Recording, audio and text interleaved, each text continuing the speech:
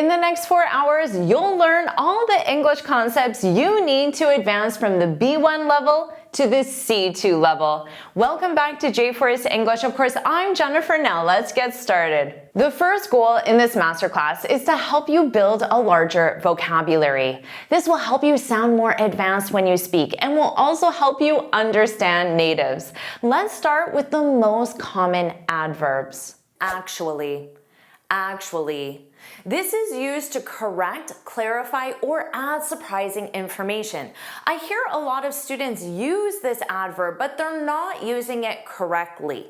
Now, when you're learning adverbs, you also need to pay attention to where they come in the sentence. So I'll share the different placements naturally in the examples I give you. Now, remember that actually is used to clarify or correct information. So let's say someone says, "Would you like a cup of coffee?" But you want to clarify or correct the assumption that you like coffee. So you can start with actually, I don't drink coffee anymore. Or again, maybe someone asks you, when are you calling Sarah?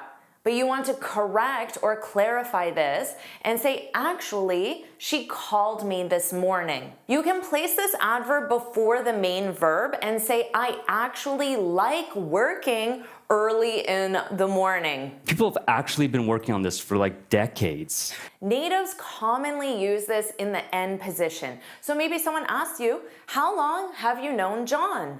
And you want to correct or clarify this. We just met. Actually. So you can add it at the end. So as we go through this lesson, notice the placement of the adverbs. And don't worry about taking notes. I summarize everything in a free lesson PDF. You can find the link in the description. Before we go on to our next adverb, you may be thinking, Jennifer, what is an adverb?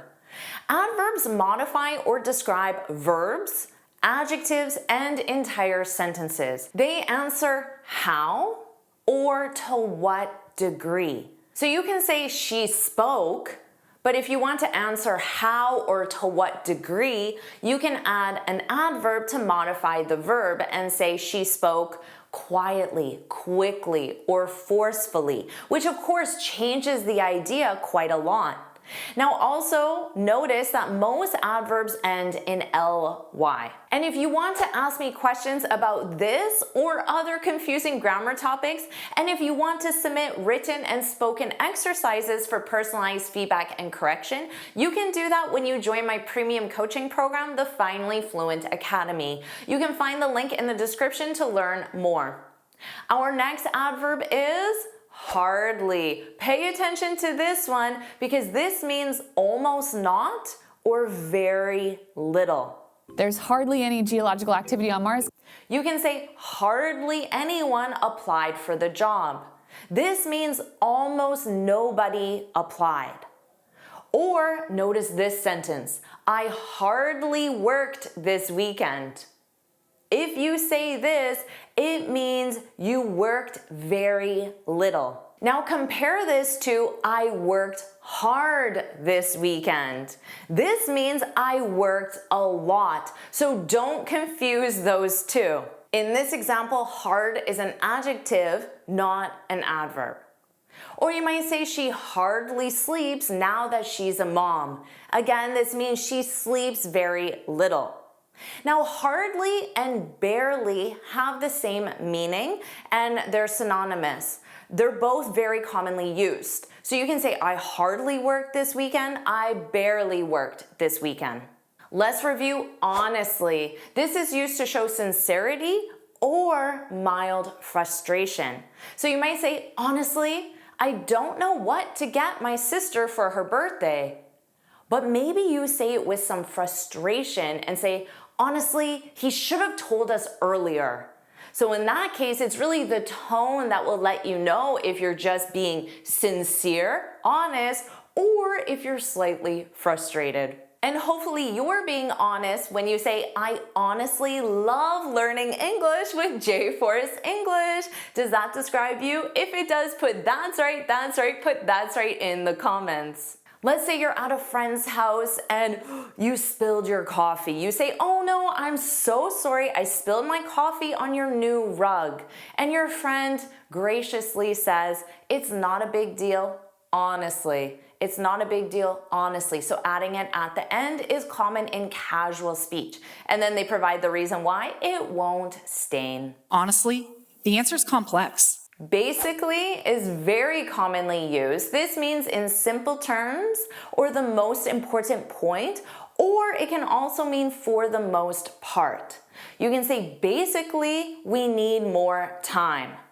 So if you had to take all the information and summarize it to one thing, basically we need more time. Basically, I've turned stress into the enemy. Or you can say, basically, he forgot to email them. So there may be many reasons why the client is mad, but the most important point, if you had to summarize it, you can say, basically, he forgot to email them. You can say, she's basically done with the project. This means for the most part. There might be one or two minor things left, but she's basically done, 95% done.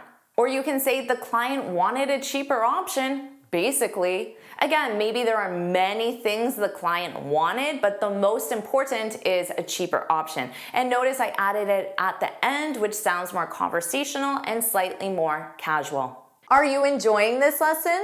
If you are, then I want to tell you about the Finally Fluent Academy. This is my premium training program where we study native English speakers from TV, movies, YouTube, and the news so you can improve your listening skills of fast English, expand your vocabulary with natural expressions, and learn advanced grammar easily. Plus, you'll have me as your personal coach. You can look in the description for the link to learn more, or you can go to my website and click on Finally Fluent Academy. Now let's continue with our lesson. Now let's review literally. This adverb is used a lot by native speakers. Some may even argue too much because it can be used as a word filler, but it is very important as an adverb. It means in a real, exact way. Without him, I never could have played Joe Biden, literally. So if you're describing a problem, you can say the handle literally fell off the door as I turned it. So you're letting the person know this is exactly what happened. I'm not exaggerating it. You can put it at the beginning and say literally the handle fell off the door as I turned it. Or again, you can put it at the end to sound more casual and say the handle fell off the door as I turned it. Literally. This is exactly what happened. Now, native speakers often use it for emphasis, but not in a real exact way. So a lot of native speakers will say things like, I literally can't keep my eyes open. But this simply means that I'm really tired. But they say, I literally can't keep my eyes open. But that's not actually true because you can. You're just exaggerating. Or a native speaker might say, I'm so hungry, I could literally eat everything in the fridge. But again, of course, that isn't true exactly. You're not going to open the fridge and eat everything. It's just a way to exaggerate how hungry you are. Now let's review seriously. This is used to show importance, frustration, or disbelief, and it just depends on the context. So I might say, seriously, you need to subscribe to JForrest English. I want you to understand the importance of this, and seriously, you should. Or maybe you might say with mild frustration or disbelief, they seriously underestimated her. Or you can say, it's the best movie I've seen. Seriously. So in this case, you're again emphasizing that point. You're showing the importance of it. I'm taking this way too seriously right now. Let's review virtually. Virtually. This means almost or nearly completely. virtually everyone disagreed with the plan. So almost everyone disagreed with the plan. Maybe there was one person out of 20 that didn't, but you can still use virtually. Or you might be describing a mall, a restaurant, a cafe, and say the place was virtually empty. So this is like saying the place was almost empty. Yes, maybe there was one person in the cafe, but at lunchtime on a Friday, you expected it to be busy. When still, shorebirds like this dunlin virtually disappear. Now maybe you want to emphasize the importance of this and say, seriously, the place was virtually empty. You absolutely can use multiple adverbs together. Or maybe your friend would say, becoming fluent alone is virtually impossible. It's almost impossible. Yes, some students can do it, but not the majority. It's virtually impossible. And that's why you should seriously subscribe. Let's review obviously. Obviously. This is in a way that's easy to see or understand.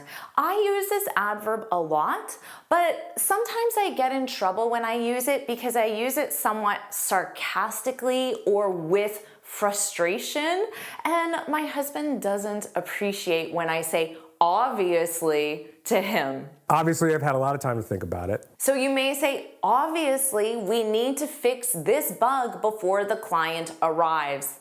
But again, if your boss or your colleague says that to you, there may be a hint of frustration or a sense of, why are you even asking me this? Obviously, we need to do this. Or maybe if you're describing someone's performance, you can say, she didn't spend much time preparing for the interview, obviously. That's easy to see because she did a poor job answering our questions. Now you can also use this to strengthen a statement and say, that's obviously not true. So if someone is trying to tell you something, but there's clear evidence to the contrary, you can say that's obviously not true.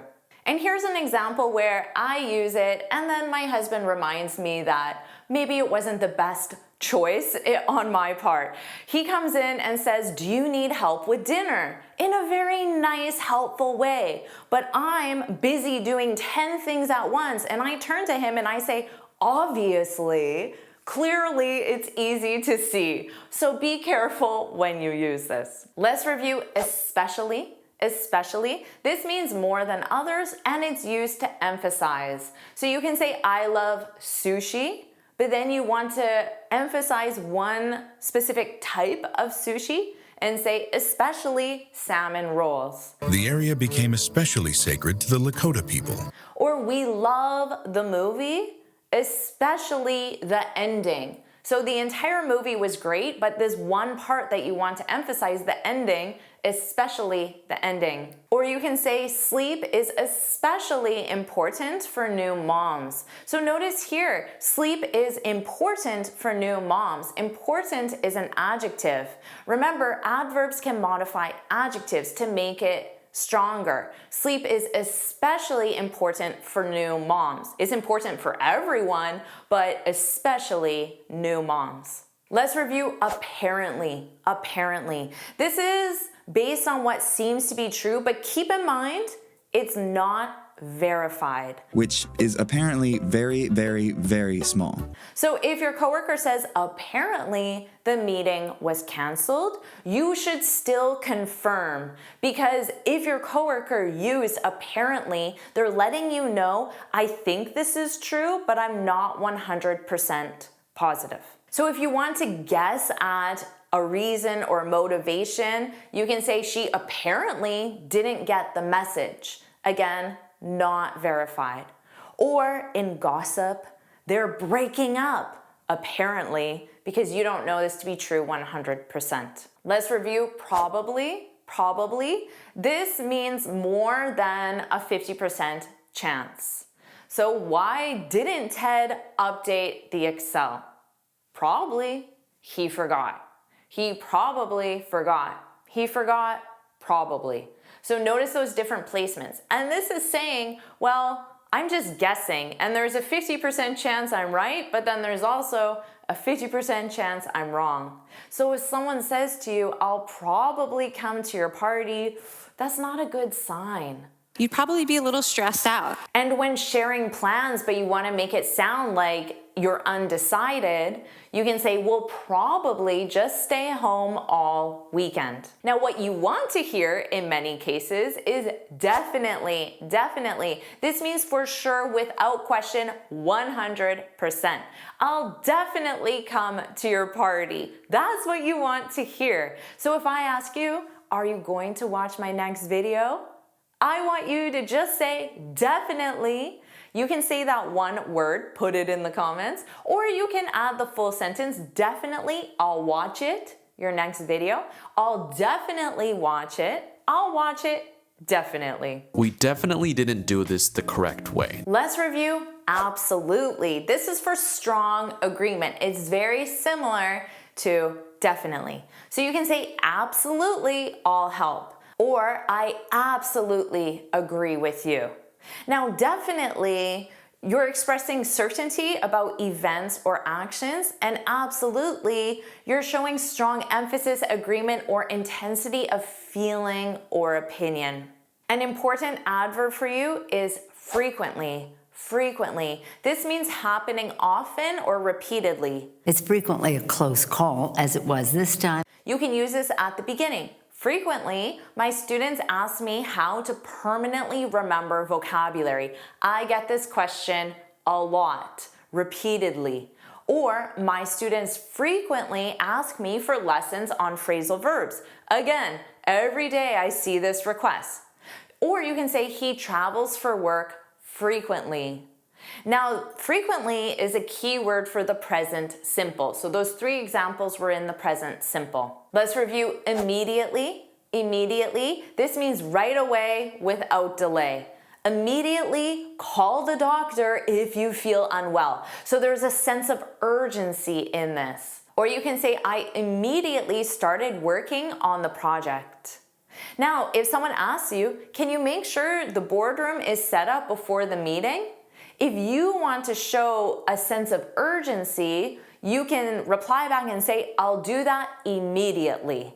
So that's a great adverb for you to use if you want to express urgency. He immediately went home, which took him a lot of time. Let's review eventually. Eventually. This means in the end, after some time or delay. So you can say, eventually, she found a new assistant. Eventually, he landed a six-figure job at a blue-chip tech company in Dallas. When you use this, it sounds like it took her some time, longer than expected, to find a new assistant. So again, adverbs are very important because they express meaning.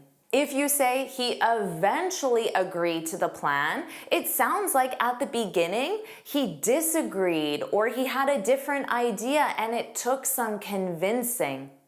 Or if you say we got to the airport eventually, you know there's a story. There's a story about missed taxis, late Ubers, awful traffic, you forgot your passport. There's some sort of story involved. Amazing job. Now let's move on and you'll keep expanding your vocabulary, but you'll also improve your grammar. You'll master a confusing topic in English that's needed to advance from the intermediate to advanced level, and that is gerund verbs. You'll learn why you should always add ing to these common words. Let's review look forward to, because I see so many mistakes with this expression even though it's used daily by native speakers.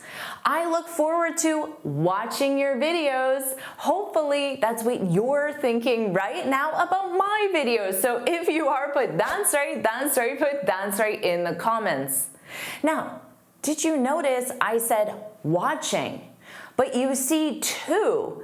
So most students think it's to watch, but that would be incorrect because in this sentence, to is a preposition. It belongs to the expression. Now, when I say I need to watch your videos, Jennifer, to improve my English, here to is an infinitive marker. It's not a preposition, so to watch is the infinitive. But look forward to is a preposition, and the grammatical rule is preposition plus gerund, your verb in ing. That's why you need to say, she looks forward to seeing the Eiffel Tower. We looked forward to seeing the waterfall. So did you notice? Look is your main verb. So that's the verb you need to conjugate. She looks. We looked. The verb that follows to is in the gerund, seeing. Let's review this sentence. Swimming is my favorite activity. I see a lot of mistakes and confusion with this sentence structure. Notice here, swimming is in the gerund. And in this case, the gerund functions as the subject of the sentence. So swimming is the subject, which means grammatically it actually functions as a noun because a subject is a noun. So here we have gerund, which functions as the subject. Now, because that's the subject, we still need a verb. Swimming is my favorite activity. Now, we start a sentence with the gerund to make a general statement or to give general advice. For example, eating healthy is good for you. That's a general statement or general advice. It doesn't apply to all situations, maybe, but it's general. Or, again, general, reading improves your vocabulary. Also, you need to know that one gerund is a singular verb. Traveling to different countries broadens your perspective. You may see countries which looks plural, but remember the subject is the gerund. Traveling is one concept. Broadens, that's third person singular.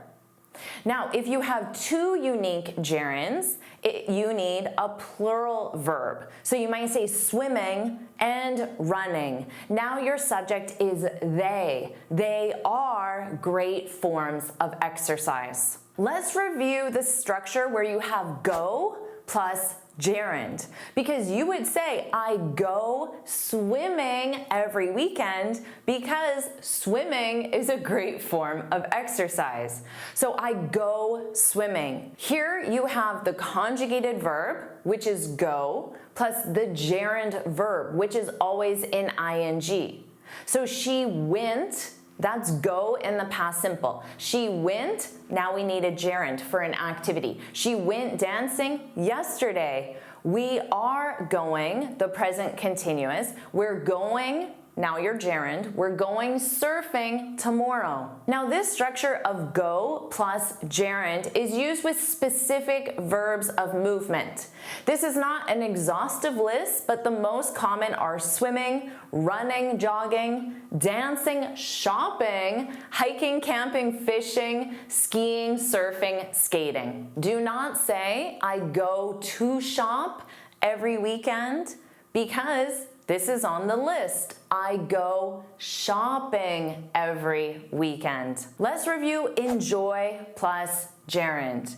Because you probably know you can say I like cooking with the gerund, but you can also say I like to cook with the infinitive. So here you can use the gerund or the infinitive with certain verbs of preference like, love, hate. But that does not apply to enjoy. You cannot say, I enjoy to cook. You must say, I enjoy cooking. So only use the gerund with enjoy, don't mind, and can't stand, which are very common verbs of preference. So you can say, she doesn't mind, and now any gerund. Working late. This means it doesn't bother her, even though it sounds like something negative, working late, but it doesn't bother her. Or how about this? He can't stand being stuck in traffic. If you can't stand something, you really dislike it. Now let's review avoid plus gerund. She avoided meeting him after work. Here, avoid is a gerund verb. which means after avoid, the next verb must be in the gerund form, the ing form. But keep in mind, the verb avoid is conjugated with the subject and time reference. He avoided, that's in the past. He avoided seeing his new client. Or in a question form, are you avoiding, in the present continuous, are you avoiding calling your boss? So it's very common to see an ing plus an ing because the gerund verb may be conjugated in the present continuous, but then the next verb must be in the gerund. And just so we're clear, avoid means to stay away from someone or something perceived as negative. You could say she avoids in the present simple because it's a routine. She avoids drinking coffee late at night. Or they're avoiding driving downtown because of traffic. Now you could also say they're avoiding downtown because of traffic. So here, downtown is a noun. A verb isn't always required in English sentence structure, but when it is required, for the examples you're learning today, you must use the gerund. Let's review discuss plus gerund. They discussed moving to another city. Make sure you do not say they discussed about moving to another city. I see this mistake, but this mistake isn't because of the gerund, it's because the student added an additional preposition about, which is not required. And I see this mistake because you would equally say they talked about. They talked about moving to another city. So in this case, you must use the preposition about. And the reason why you're using a gerund is because grammatically, preposition plus gerund. But in the case of discuss, there is no preposition, but discuss is a gerund verb. So we have to discuss plus gerund, or you could use a noun. We discussed starting the new project, gerund verb. We discussed the project, noun. Here's one I see lots of mistakes with. Suggest plus gerund. He suggested hiring a new accountant. Suggest is a gerund verb. Remember, that means suggest is conjugated, but the verb that follows is the gerund. Do not say he suggested to hire a new accountant. And definitely do not say he suggested me to hire a new accountant. But you can use a different sentence structure. You can say he suggested I hire a new accountant. So in this sentence structure, we have suggest plus clause. A clause is a full sentence, subject, verb, object. Now this same rule applies for suggest and recommend. They're both gerund verbs. He recommended hiring a new accountant, or the alternative structure, he recommended we hire a new accountant. Let's review the verb consider. You need the gerund. We considered changing jobs. So consider is a gerund verb. Remember, you conjugate consider, the next verb is in ing. She's considering, so that's the present continuous. But you still need a verb, and that must be the gerund. She's considering applying for the promotion.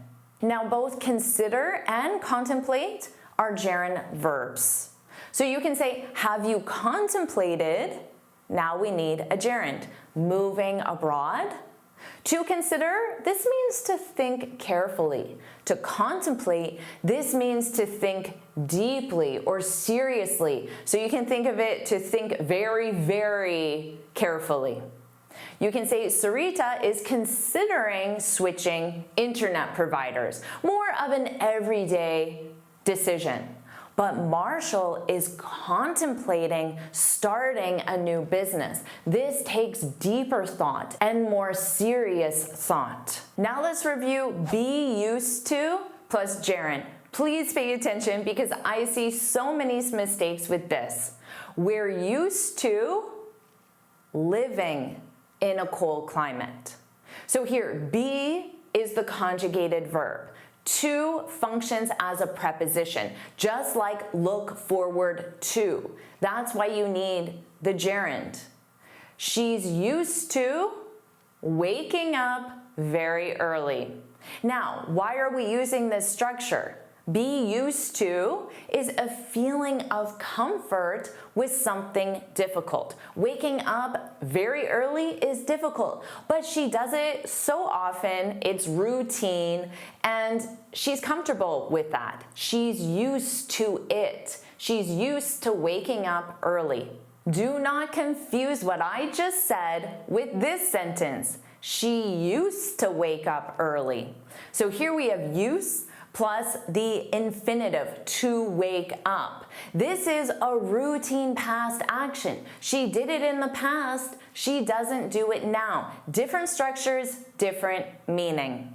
Now with be used to, you can use a gerund or you can use a noun, which is very common. She's used to driving in traffic. She's used to being stuck in traffic, or simply she's used to the traffic. Let's review keep plus gerund. My boss keeps asking me to stay late. Keep is a gerund verb. Remember, you conjugate keep and the following verb is in the ing form. She kept forgetting her keys, so she bought a keyless lock. Why does he keep calling you? You just have to keep trying, right? Hopefully you already recognize that as a gerund verb. Let's review dedicate time to plus gerund. I dedicate 2 hours. So that is the time. You can be specific or general. I dedicate 2 hours to studying English every day. So in this example, to is a preposition, and that's why you need the gerund verb. You might say, we dedicated, remember dedicate is what you conjugate. We dedicated the weekend, that represents time. We dedicated the weekend to cleaning out the garage, to doing something. Now you can dedicate time, energy, effort, or resources. He dedicates all his energy to training for the marathon. She dedicates a lot of effort to learning new skills. Our company dedicated our resources to helping the local community. Now, this same applies to dedicate, devote, or commit. And X being time, energy, resources, to, and then doing something, the gerund. I'm committed to helping you improve your English. You're devoted to watching my lessons. Hopefully that's true. Now a similar expression, but I want to make sure you see it clearly, is spend time. So before we saw devote or dedicate time, but you can also spend time plus gerund. I spend time studying every day. We spent our weekend painting the living room.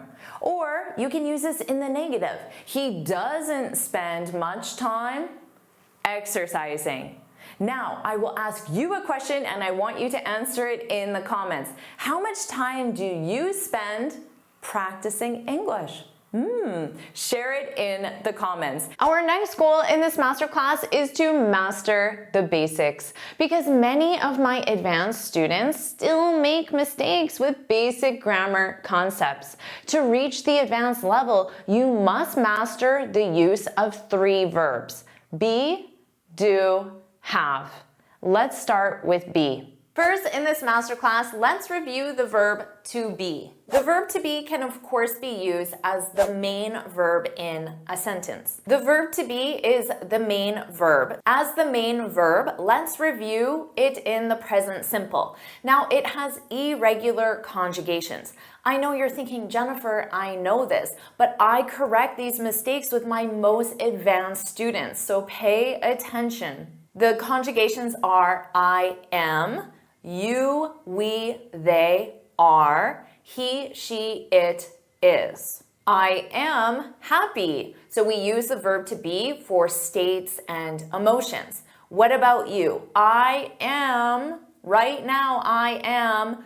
Fill in the adjective. Hopefully, it's a positive one, and put it in the comments. I am what? Put it in the comments. Practice that verb to be. You are my friend. He is a happy person. She is a doctor. It is raining. We are students. They are tired. Native speakers use the verb to be in the contracted form. You should use it too to sound more natural, especially in spoken English. I'm happy. You're my friend. He's a doctor. She's a doctor. It's raining. We're students. Notice that pronunciation. Where? We're students. They're tired. As the main verb in the past simple, it also has irregular conjugations. The subjects I, he, she, it use was. You, we, they use were. I was there yesterday. He was a great leader. She was at the party. It was a beautiful day. You were late. We were happy. They were in the garden. Let's look at the future simple. The structure is subject,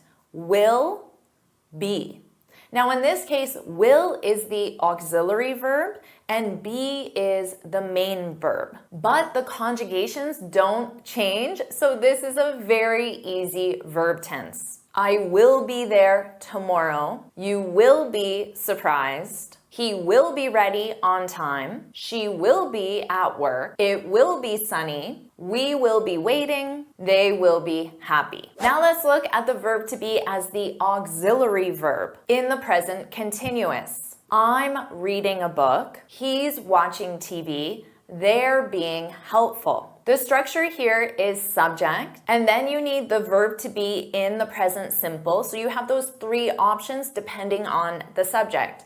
Am, is, and are. And then you need your verb in ing, which is the present participle. Let's review all the conjugation options for the verb to be. In the infinitive, of course, to be. The base verb, be, you get rid of to. Present simple, am, is, are. Past simple, was, were. Present participle, being. Past participle, been. And notice that pronunciation. In American English, it's been.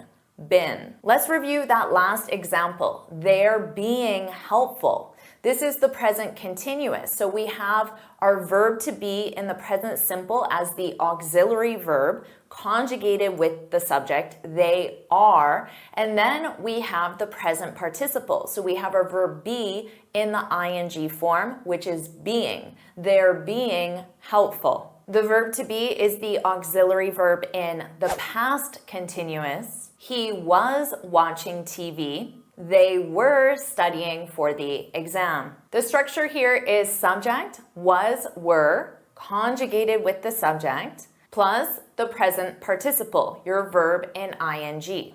Let's review the future continuous. She will be sleeping at that time. They will be working on the project. This one's easy because you already know how to conjugate the future simple. So you take that, subject, will, be, and then you add on the present participle, your verb in ing. Let's review the verb been, which is the past participle. And remember that pronunciation. Repeat after me, been. This is used in the present perfect tense when be is the main verb. For example, he has been to Paris. They have been friends for years. The structure here is subject, have or has conjugated with the subject, and then the past participle with the verb to be is been. The past perfect tense also uses been when the verb to be is the main verb. She had been in line for hours. So here the structure is subject, had, and then your past participle. So for the verb to be, that's been. The verb to be is also used in the passive voice. Now for the passive voice, this is when the focus is on the recipient rather than the subject of the action. She ate the cake. Is this the passive or the active? This is the active because the subject, she, is doing the action. She ate the cake. Now I want you to change this to the present passive voice. Can you do that? How would you start? She ate the cake. So we take the object, the cake, we use the verb to be, is eaten. The cake is eaten, and then you can include by whom, by her, but that's optional.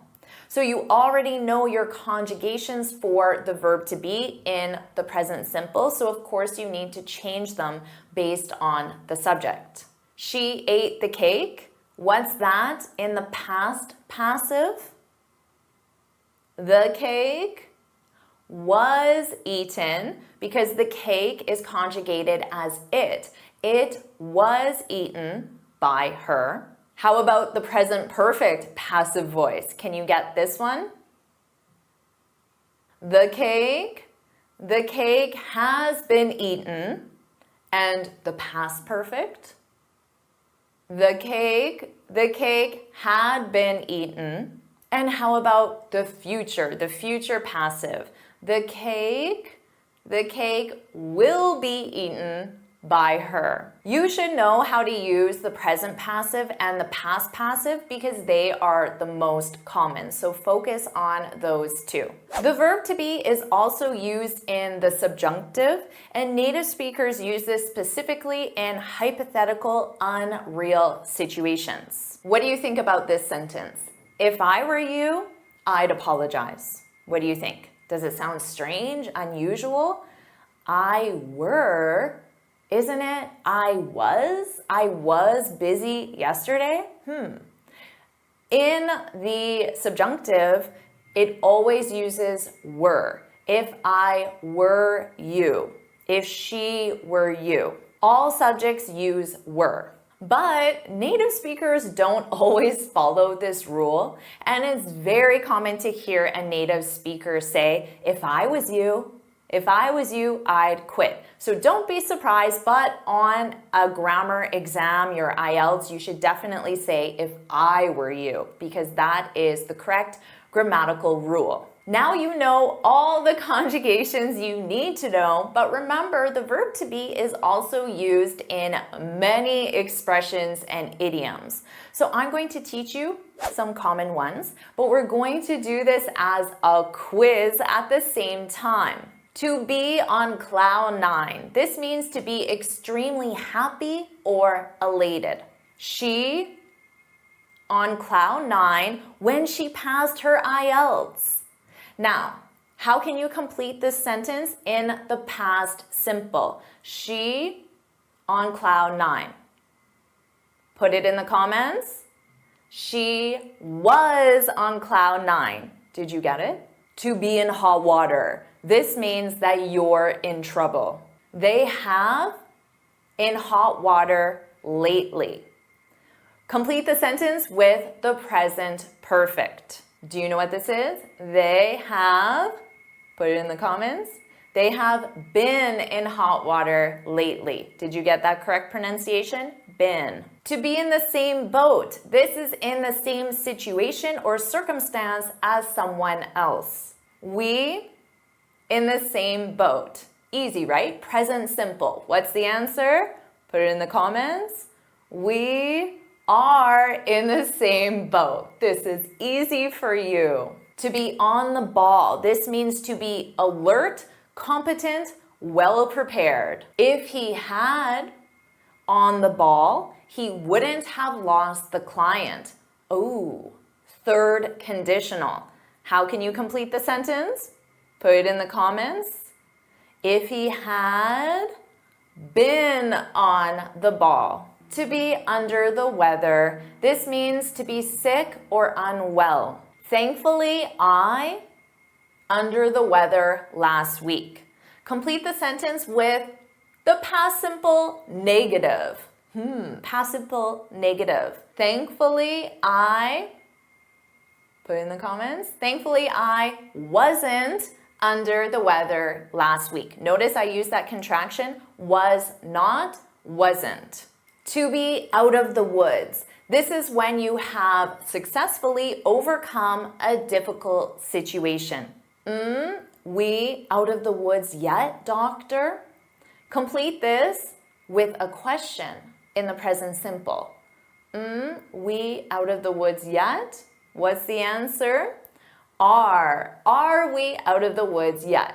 Easy, right? To be a piece of cake. This means to be very easy. This lesson, a piece of cake. This is a question in the past simple. This lesson, a piece of cake. Was this lesson a piece of cake? Now to answer, you can say, yes, it was, or no, it wasn't. So what do you think? Put your answer in the comments. Yes, it was. No, it wasn't. Our last question. How are you doing so far? To be in good company. This is when you're surrounded by people you admire. So in this community, we're in good company. Now, your test question. In good company is a great way to cheer up. You need to complete this with a gerund statement. In good company is a great way to cheer up. What's the answer?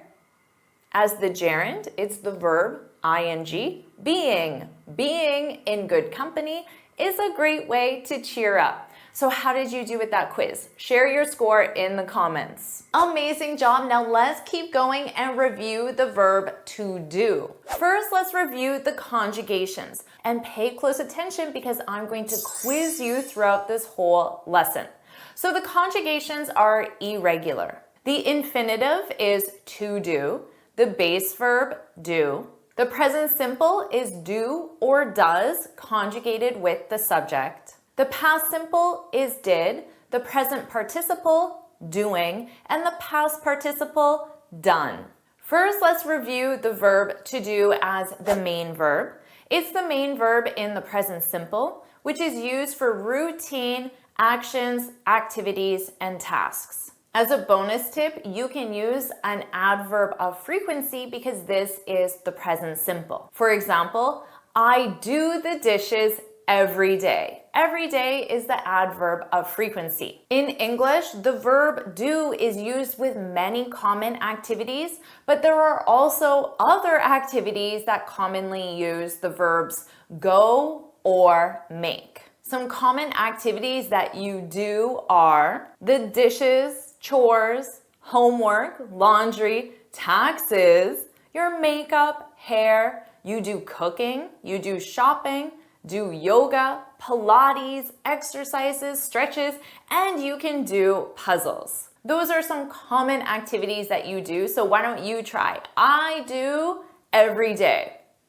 Choose one activity and put it in the comments. I do every day. Put it in the comments. You often do yoga. So here the adverb of frequency is often. He or she sometimes does puzzles. They rarely do exercises. We never do chores. Now, never means 0 times per week. So you could also say, we do not do chores. That's the negative.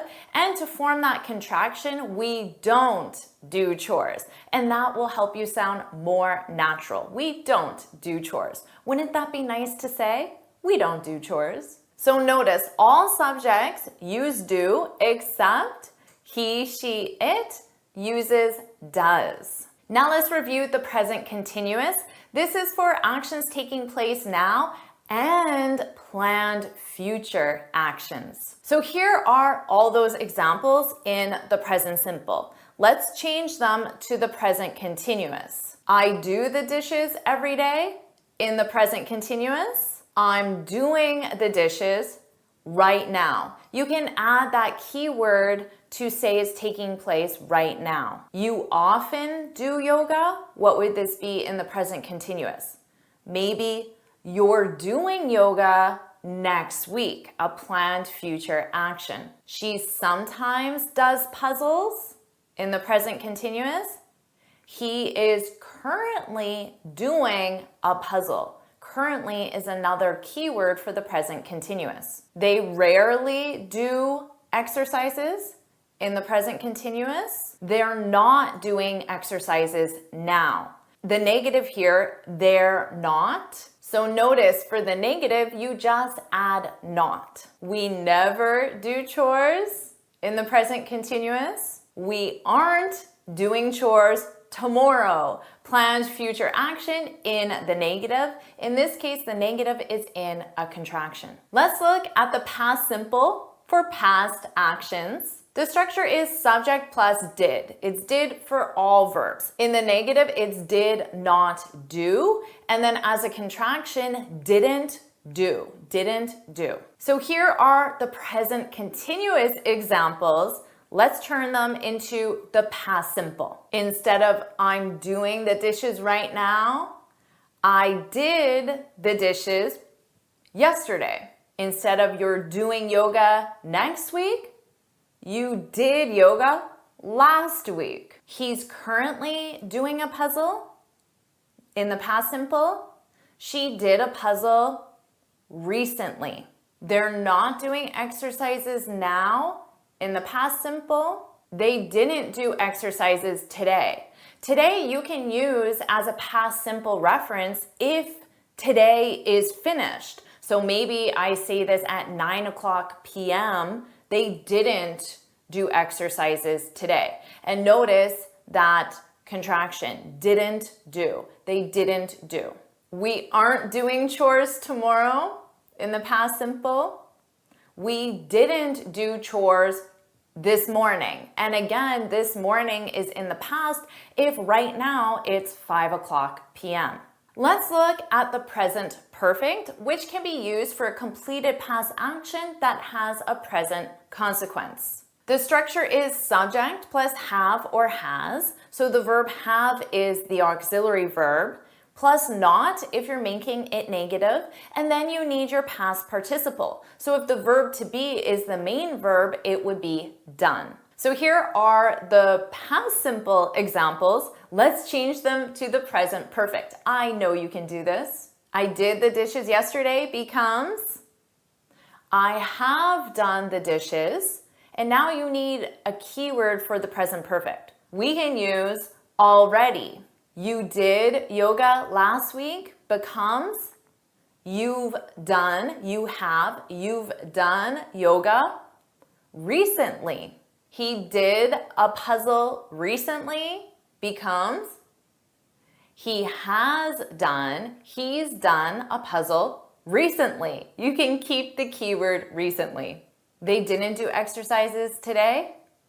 They haven't done, so the negative have not, contraction. They haven't done exercises today yet. You can add yet as a keyword for the present perfect. We didn't do chores this morning becomes we haven't done chores, and you can leave it there, or you could say yet. Now let's review when the verb to do is used as the auxiliary verb. This is done to form yes/no questions, which of course you're very familiar with. Do you like this video? Do you like this video? So to answer in the short form, you can say, yes, I do. So make sure you like this video. Yes, I do. Yes, I like this video would be the full answer. But of course, you could say, no, I do not. But you can form a contraction. No, I don't like this video. Remember, with the subjects he, she, it, you need to change do to does. This is for questions as well. Does he, does she watch JForrest English videos? What's the short answer? Yes, she does. So in the short answer, you remember, you still have to conjugate your verb with the subject. She does, he does. The full answer is yes, she watches, he watches JForrest English videos. And in the negative, no, he doesn't, does not, she doesn't watch JForrest English videos. In the past simple, I could ask you, Did you watch my video on the verb to be? So, did you? In the short form positive, you can say, yes, I did. And remember, it's did for all subjects. The full answer is, yes, I watched your video. So you put your verb in the past simple. In the negative, no, I did not. No, I didn't watch your video. Now here's something that native speakers love doing. We love using the emphatic form to answer or ask questions. I could say, make sure you subscribe to my channel for more great lessons. Now, to answer this statement or respond to this statement in the past simple, you could say, I subscribed. Jennifer, I subscribed. To make this an emphatic statement, you add the auxiliary verb do, conjugated with the time reference, in this case, the past simple. Jennifer, I did subscribe. So the structure is subject plus did plus base verb. I did subscribe. And this simply emphasizes the action. Maybe you say to your friend, let's go to the movies because she doesn't like hiking. You could reply and say she likes hiking. That's the present simple. Or you could say she does like hiking, which is the emphatic present simple, which native speakers like using. So the structure is subject plus do or does, depending on the subject. You already know he, she, it does. She does plus base verb. Let's try this with a question. I could ask you, does this lesson make sense to you? Now to answer in the present simple, you can say, it makes sense. It being this lesson, it makes sense. Or you can sound more dramatic and say, it does make sense, which is the emphatic present simple. Only use this structure if you want to emphasize what you're saying. Now let's review how to form tag questions. You like my videos, don't you? In the short answer, you can say, yes, I do. Yes, I like your videos, the full answer. How about the emphatic answer? You can say, yes, I do like your videos. If you want to respond negatively, you can use the adverb actually to show a contrast. Actually, I don't like your videos. Let's practice with a different subject. She doesn't work today, does she? So notice, negative, positive. And then before it was positive, negative. She doesn't, does not, doesn't. She doesn't work today, does she? In the short form, you would say, no, she doesn't. The full answer, no, she doesn't work today. Now let's say you want to respond negatively and you're going to use the emphatic reply. What would that be? And you can use actually to start. Actually, she does work today. The verb to do is also used to form choice questions when you have different options. For example, do you prefer coffee or tea? But to respond, you just answer. You don't use the verb do unless it's part of the answer. So you would say, I prefer tea. You state your choice. Remember to conjugate that verb in the present simple. Does she want pizza or pasta? Again, you would just answer, I'm not sure. I'll ask her and let you know. Now let's review some common expressions with the verb to do, and I'm going to quiz you at the same time. To do someone a favor. This is to help someone with a task or a request. Can you me a favor and hit like and subscribe? What's the answer? Can you do me a favor? To do business with someone. This is when you engage in commercial activities. I'd love business with Elon Musk. How do you complete this? I'd love to do, you need the infinitive. I'd love to do business with Elon Musk. To do one's best. This is to give maximum effort. She best. How would you form a sentence? And let's say it's an emphatic past simple. What would you say? She did do her best. Don't be confused by this. She did do her best. Without the emphatic, the regular past simple is she did her best. To do a number on. This is to cause harm or damage. The harsh weather last year, a number on our garden. How would you complete this? Well, look at that keyword. We have last year, so I know I need the past simple. Did a number on our garden. Easy, right? To do the dirty work. This is to do unpleasant or morally questionable work. He always gets others the dirty work. How would you complete this? He gets others to do. You need the infinitive, to do the dirty work. To do justice to. This is to represent something accurately. This photo, justice to the breathtaking views we saw. How would you answer this in the negative? This photo doesn't do justice to. To make do, this is to survive with whatever is available. The bank didn't approve our loan, but we, with our savings. Complete this sentence in the past simple. But we made do. Here, do is used in the expression, but the verb is make, so that's what you conjugate.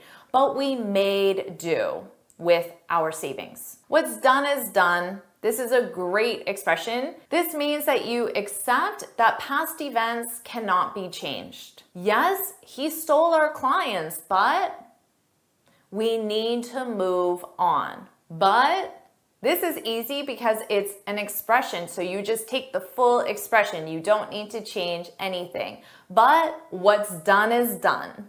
To do away with. This means to eliminate. Why? The company away with the dress code. How would you complete this? Why did the company do away with? So it's a completed past action.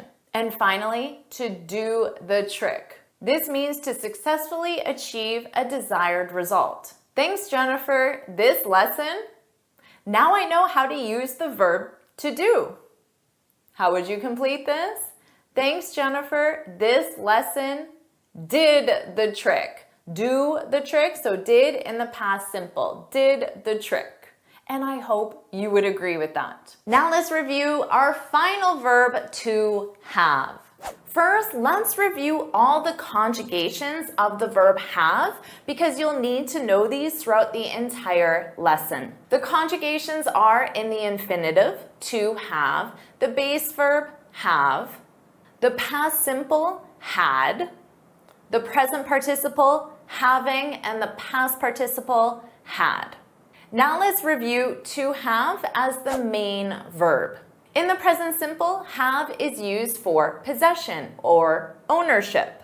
I have 2 adorable cats. What about you? What is something that you have? I have, maybe it's a pet, maybe it's a car, maybe it's an interesting possession. Share something in the comments below. I have, put that in the comments. With the subject you have a turtle. She or he has, notice that irregular conjugation. He, she, it, we use has. He or she has a penguin, why not? They have a kangaroo, we have an iguana. Just remember, take a note of this. He, she, it uses has. All other subjects use have. This is in the present simple. Let's talk about the present continuous. Now this is for experiences. What do you think about this sentence? I'm having 2 cats. So our verb is have, but is conjugated in the present continuous. Of course, the auxiliary verb is the verb to be. I am, I'm, and then your verb in ing, having. I'm having 2 cats. What do you think about this sentence? This sentence is incorrect because we don't use the verb have in the present continuous for possession. We use it in the present simple. In the present continuous with have, it's about experiences. So with cats, as you saw before, you would have to say, I have 2 cats, even though it's right now.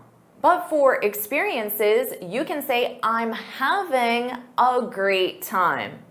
You're having so much fun watching this video. I hope that's true. She's having trouble understanding this. They're having a party tonight. What about this one? We're having a baby. What does that mean? We're having a baby. This means we're expecting a baby. So if this was the man talking, it would be, my wife is pregnant. We're having a baby. We're expecting a baby. Now let's review the past simple. This is used for both possession in the past or experiences in the past. I had a dog when I was a kid. Ownership, possession in the past. We had so much fun at the party, an experience in the past. She had a baby last week. This means she gave birth last week. He had a headache yesterday. An experience, you experience a headache in the past. Now let's review have as the auxiliary verb. This is used in the present perfect. I have had a busy week. The structure for the present perfect is subject, have or has conjugated with the subject. You already know that he, she, it needs has. All other subjects use have, and then the past participle. Now, in my sentence, I have had a busy week. My main verb is the verb to have conjugated in the present perfect. That's why there's had, it's the past participle. But no matter what verb you use as the main verb, the present perfect always uses have as the auxiliary verb. You have been very helpful, so the verb be is the main verb and have is the auxiliary.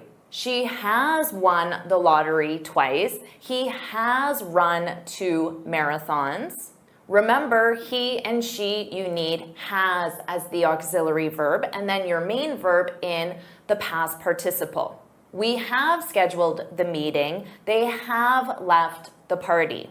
Now let's review the contractions because these are very important to sound natural like a native speaker and to understand us as well. I've, you've, he's, she's, it's, we've, they've.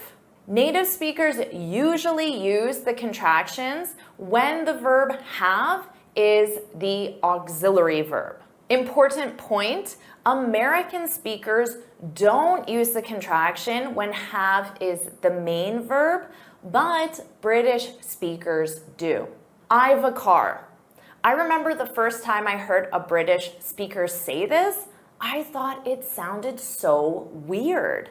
I've a car, because American speakers would never say that. We would say I have a car because the verb have is the main verb. But both American and British speakers would say I've had a busy week because here have is the auxiliary verb. Let's keep reviewing have as the auxiliary verb. What do you think about this sentence? She had had a meeting with her boss. What do you think? Is this correct? Incorrect? This is correct. Do you know what verb tense this is?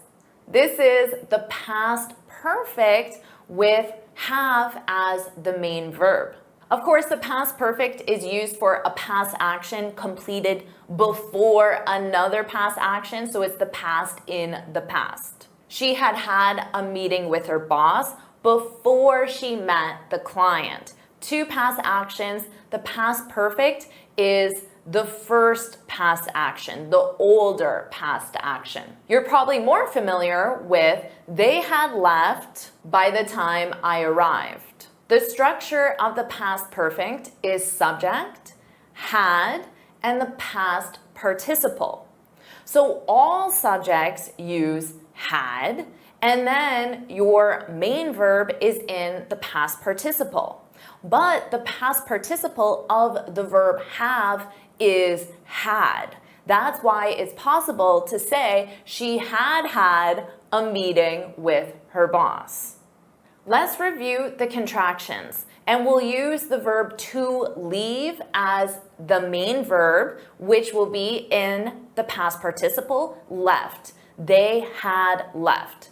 So with the subject I'd left, you'd left, she'd left, he'd left. It is possible with the subject id left. So notice it's just id left, we'd left, they'd left. So you just add a soft D to the subject. What do you think about this sentence? I'd a dog when I was young. Is this correct or incorrect? Well, this is incorrect to an American speaker because the main verb is have. American speaker would say, I had a dog when I was young. Remember, American speakers don't form a contraction when have is the main verb, whether it's the present simple or past simple. But native speakers usually form a contraction when have is the auxiliary verb.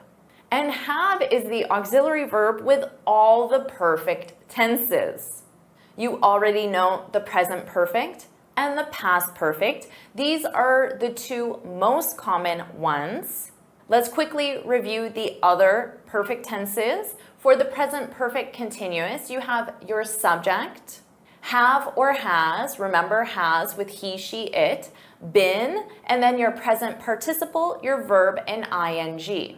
The past perfect continuous, you have your subject, plus had, plus been, plus present participle. The future perfect, you have subject, plus will, plus have, plus past participle. And the future perfect continuous, you have your subject, plus will, plus have, plus been, plus present participle. Remember, you need to change have to has for he, she, it for the present perfect and the present perfect continuous. In all other cases, the verb doesn't change with the subject. So you would say, they have reserved a table, she has reserved a table. We have been preparing for the party, he has been preparing for the party. But remember to form those contractions. So what would the first one be? They have, they've reserved a table. She has, she's reserved a table. We have been preparing, we've been preparing. He has been preparing, he's been preparing. Now let's review negation with have. So taking have and making it negative. Let's do this as a little quiz. I have a dog. How would you make this negative? I don't have a dog. Did you use that contraction? You could say, I do not have a dog. But native speakers usually form the contraction when have is negative.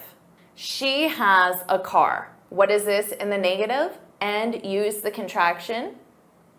She doesn't have a car. She does not have a car. We had some problems at the conference. What's this in the negative? We didn't have any problems at the conference. Did you get the contraction? Did not have, didn't have, and did you change some to any? They've had a lot of success. What is this in the negative? They haven't had a lot of success. Here you can leave a lot of. You could also say they have not had a lot of success. She's had a great day. what is this in the negative? She hasn't had a great day. She has not had a great day. They'd had problems before the launch. What is this in the negative? They hadn't had. They had not had problems before the launch. What about this sentence? I have time. How do you make this negative? You could say, I don't have time. I do not have time. What about this sentence? I have no time. What do you think about this? Correct or incorrect? This is correct and very commonly used by native speakers. The structure is subject plus have or has, depending on the subject. Remember, he, she, it, has, no, and then noun. In this case, time. This is used to emphasize the lack of something and to do it in a more dramatic way. I have no time. You could say, she has no money. This sounds more dramatic than she doesn't have money. We have no ideas. We don't have any ideas. Here, ideas, of course, are thoughts to solve problems. But if you say, I have no idea, in the singular, this means I don't know. This is very commonly used by native speakers. So if someone asks you a complicated math problem, what's 362 divided by 3.8? I have no idea. It emphasizes it more than saying, I don't know. This structure is only used in specific situations, but for now you can use it with time, money, ideas, plural, or idea, singular. Now let's review some common expressions with have, and I'm going to quiz you at the same time so you can practice all of these conjugations and structures that you just learned and learn natural expressions at the same time. To have a blast. This means to have a great time. We, a blast at the concert last time. Complete the sentence with the negative form. Do you know it? We didn't have a blast because our keyword is last night, so you need the past simple. To have a ball. This also means to have a great time. Both are commonly used. If we a ball at the conference, we wouldn't have left early. This is the third conditional. Can you complete it? Did you get this one? Well, have is the main verb. So in the past perfect, which you need, if we had had a ball at the conference, we wouldn't have left early. An advanced structure. To have the last laugh. This is when you appear to be the loser at first, but in the end, you're the winner. They rejected our proposal, but I believe in our product and I know the last laugh. As a hint, you need the future simple. Did you get this one? And I know will have as a contraction, we will have the last laugh. You'll ultimately be the winner, even though it seems like you're the loser right now because they rejected your proposal. To have butterflies in your stomach. This is when you're nervous and anxious before a significant event like public speaking. Butterflies in your stomach is normal before a job interview. Can you complete this? And as a hint, you need the gerund verb. Having butterflies in your stomach. Have as the gerund verb. To have a screw loose. This describes someone who is a little crazy, but more in an eccentric way. She might a few screws loose, but she gets results. She might is your modal, so you need the base verb. She might have a few screws loose. Like Shakira said, I'm crazy, but you like it.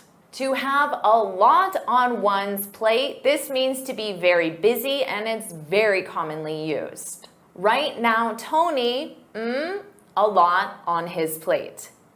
This is easy, right? Right now, Tony has, because it's possession, and you can only use the present simple with possession. Right now, Tony has a lot on his plate. To have a cow, this is a fun one. It means to become very upset. A cow is just a small scratch on your car. As a hint, you need the imperative in the negative form. Do you know how to complete this? Don't have a cow, don't have a cow. To have a heart of gold. This describes someone who is very kind, caring, and generous. Despite a heart of gold, she didn't get the promotion. What's the answer? Despite having a heart of gold, because despite is a preposition and you need the gerund verb after prepositions. So, how did you do with this quiz? Share your score in the comments. One goal you will always have as an English learner is to expand your vocabulary, because without vocabulary, you can't speak and you won't understand. As you get more advanced, you need to understand different ways natives use common words. Let's do that right now. Imagine I said, "Your toast." Would you know what that means? Well, I'm not calling you cooked bread. This basic word has an advanced meaning. You already know what "I love toast" means. I'm sure you're now wondering what "your toast" means. It means that you're in serious trouble. You're toast. For example, I forgot to email the client the invoice. I'm toast. I'm in serious trouble. My boss will get mad at me. Maybe I'll even get fired. Now, we also use this in a sports or games context. So if I say "you're toast," in this context, it means you're about to fail or lose. So if you're playing chess with someone, you might say, "I just took out your queen. You're toast," which means you're definitely going to lose this chess game. Now, what if I say, "I'm nervous about my toast"? What does toast mean here? Or, "I have to give a toast at my friend's wedding, so I'm nervous about my toast." Let's toast. In this case, a toast is a short celebratory speech, the kind you would give at a wedding or a retirement or birthday party. And notice that co-location. You make a toast or you give a toast. For example, I was nervous about my toast, my speech, my short celebratory speech, until I started learning English with Jennifer. Does that describe you? If it does, put "that's right, put "that's right" in the comments. Now, just like with toast, you know that milk as a basic word is a beverage. For example, I always have a glass of milk with my toast. But what if I said, "She's really milking her broken leg"? Do you know what this means? Of course, it has nothing to do with the beverage. To milk something means to exploit a negative situation for personal gain. We do this all the time. Stop milking it! In the example, "she's really milking her broken leg," this means she's making her injury, her broken leg, seem worse than it is. She's exploiting it so she doesn't have to help with chores, so she can avoid something negative or unpleasant. And notice here, milk is a verb. That's why you had it in the ing form. Or here's an example in the past simple. She milked her broken leg for months and didn't have to do any chores. Be honest, you've probably milked an injury before. Now, what if I said, "Yes, you made a mistake, but there's no use crying over spilled milk"? You may know this one. This is an idiom to cry over spilled milk. This means to be upset over something that can't be changed or undone. You made the mistake. There's no changing that. So why get upset about it? Why cry over spilled milk? Well, no point crying over spilled milk now, is there one? Of course, you know that a nail is a piece of metal or a hard area over your fingertips. You might say, I hurt my fingernail while I was hammering the nail into the wall. But what if I said to you, wow, you nailed your toast? What does that mean? You probably know this because I use this all the time in my videos and in the comment section. This means you did a great job. You nailed it. So notice here, nail is a verb. You nailed your toast. Or you can use this to offer someone words of encouragement. For example, I'm sure you'll nail your IELTS. So in that case, it's the future simple. You could even use this in the present continuous. We're nailing this presentation. Or right now, I'm nailing this video, aren't I? Hopefully you think so. What if I said, we need to nail down the date for the meeting? In this context, to nail something down, now this is a phrasal verb because I've added the preposition down. The main verb is nail.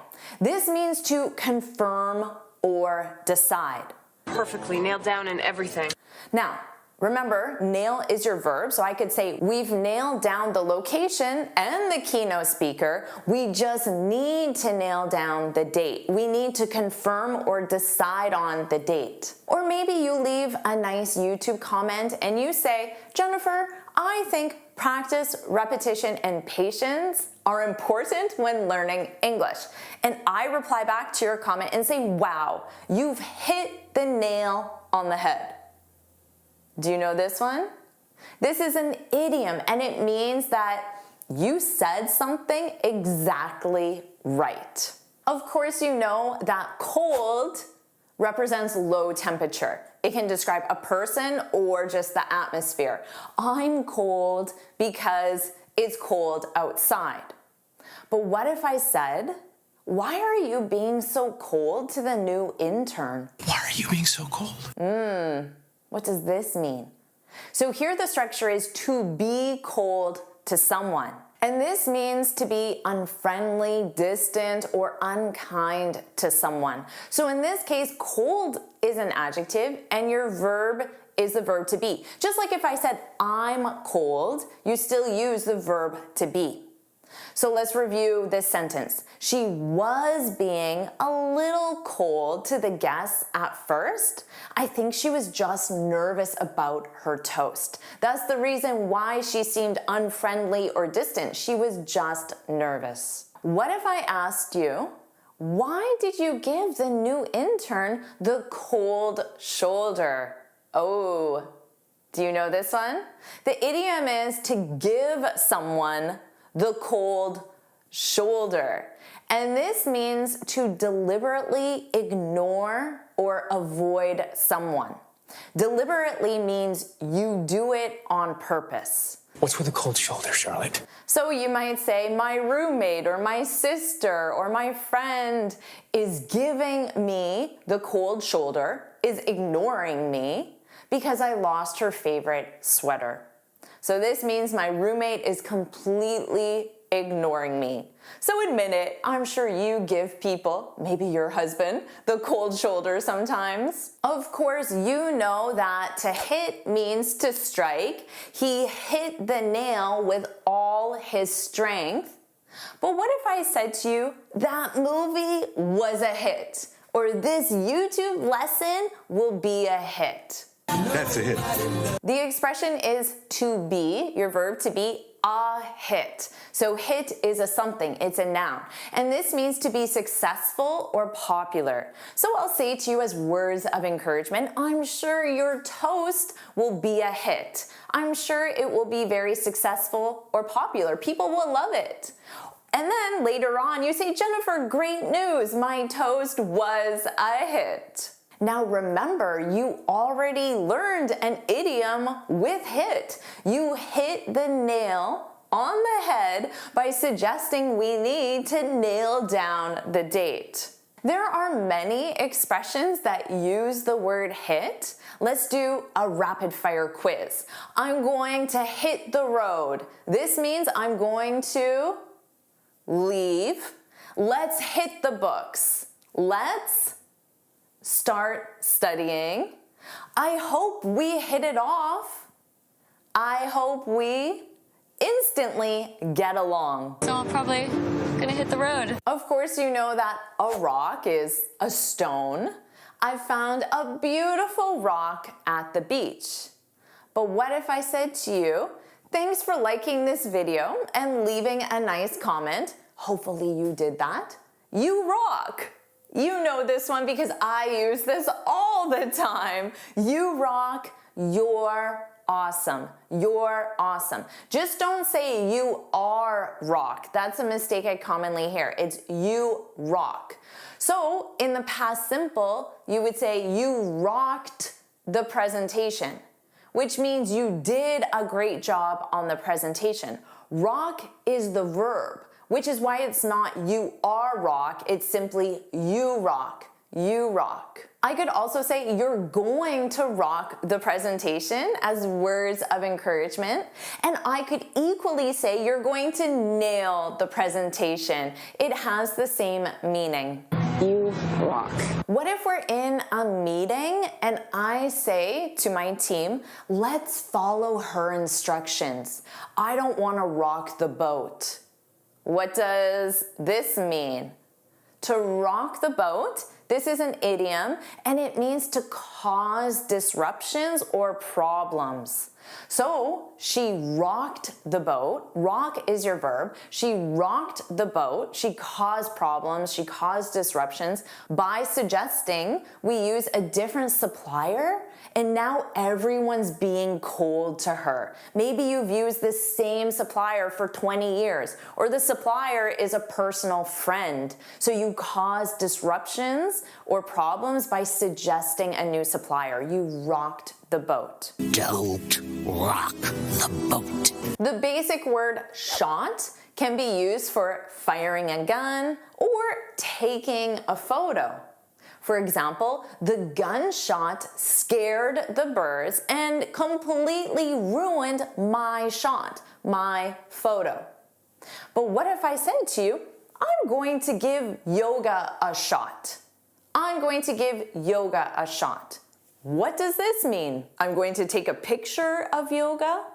No, it means I'm going to try yoga. So to give something a shot, in this case yoga, it means to try something. So maybe after I'll say, I gave yoga a shot. Your verb is give. I gave yoga a shot, but it wasn't for me. Next, I'm going to give karate a shot. Ooh, maybe I'll enjoy that more. Or maybe you could say, you may not get the promotion, but it's worth a shot. It's worth trying. So a shot represents try. I gave it a shot. What if I said to you, I know it's a long shot, but I applied for the sales manager position? What does that sound like to you? Well, a long shot is something with a low chance of success. So it's like me saying I applied, but I don't think I'm going to get it. There's a 5% chance or a 10% chance that I'll get the promotion. But I gave it a shot, even though it's a long shot. Well, that's a long shot. Of course, you know that run means to move fast on foot. I ran to catch my bus. But what if I said, or you said, I ran into my teacher at the mall? What does this mean? I saw my teacher unexpectedly at the mall. And remember, this is an irregular verb. The conjugations are run, ran, and then the participle is run. Run, ran, run. I run into Vince Vaughn. What if I said to you, maybe we're in a meeting or we're out shopping and I say, we're running out of time. To run out of time means to have no time left. But this is in progress. We're running out of time. So we're in progress of having no time left. Now you can run out of time, ideas, money is a common one, or even patience. We're running out of time. The basic verb to cut means to divide or make an opening. Can you cut the carrots? Can you divide the carrots? But what if I said to you, our electrician cut corners and now we have to completely redo our wiring? Did he physically cut a corner? No, the expression is to cut corners, and this means to do something quickly or cheaply, often ignoring rules or quality. Don't cut corners. So for example, I could have asked ChatGPT to create this script that I'm reading right now, but I didn't want to cut corners. Because trust me, the quality of a ChatGPT script compared to what I prepared, they're not the same. Now let's say my coworkers are being really noisy and I say to them, cut it out. I'm trying to concentrate. What does that mean? To cut something out, in this case, cut it, your noisy behavior, cut it out. This means to stop doing something annoying. Now what if I'm in a meeting and I say to you, can you just cut to the chase? We're running out of time. Well, you already know that means we're getting close to having no time left. So to cut to the chase, this means to quickly get to the main point. So stop telling me all this other information and just tell me the main point. Cut to the chase. Cut to the chase? Of course, you know that play means to engage in a game or activity. The kids play soccer every afternoon. But what if I say, we don't have any plans this weekend? We're just going to play it by ear. This is what I say most weekends. We're just going to play it by ear. To play something by ear means to decide what to do as things happen without planning. But you might say you can't just play the conference by ear. You need to nail down the details. Okay, we'll play it by ear. Of course you know what a table is. It's a flat raised surface.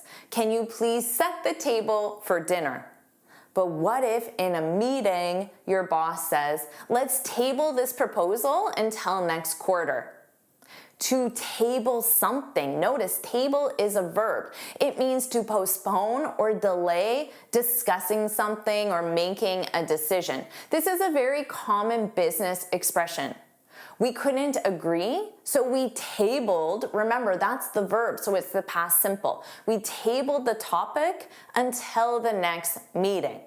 So this is the same as we postponed it. Let's table this for now. Now, what if in that same meeting I say to you, I didn't know hiring a new sales manager was on the table? What does this mean?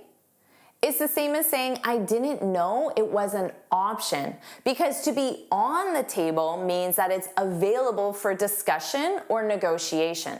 Now, keeping that in mind, what if I say offering free daycare to all our employees is off the table? We can't afford it. So if something is off the table, it means it's not available for discussion or negotiation. They're very commonly used business terms. Is that off the table? Of course, you know that light refers to brightness. I turned on the light in the kitchen. But what if I say, can anyone shed light on why we haven't nailed down the date? To shed light on something, very commonly used, this means to make something clearer or easier to understand. The investigation helped shed light on the issue. Now notice, you shed light on something, on the issue, on why we haven't nailed down the date. I'm just hoping you could shed some light. The basic word break means to separate in pieces. It can also mean a temporary pause. After I accidentally broke all the glasses, we decided to take a short break. But what if I said to you, I hate to break it to you, but a raise is off the table? Do you know what this means? This means I hate to be the one to share this negative news.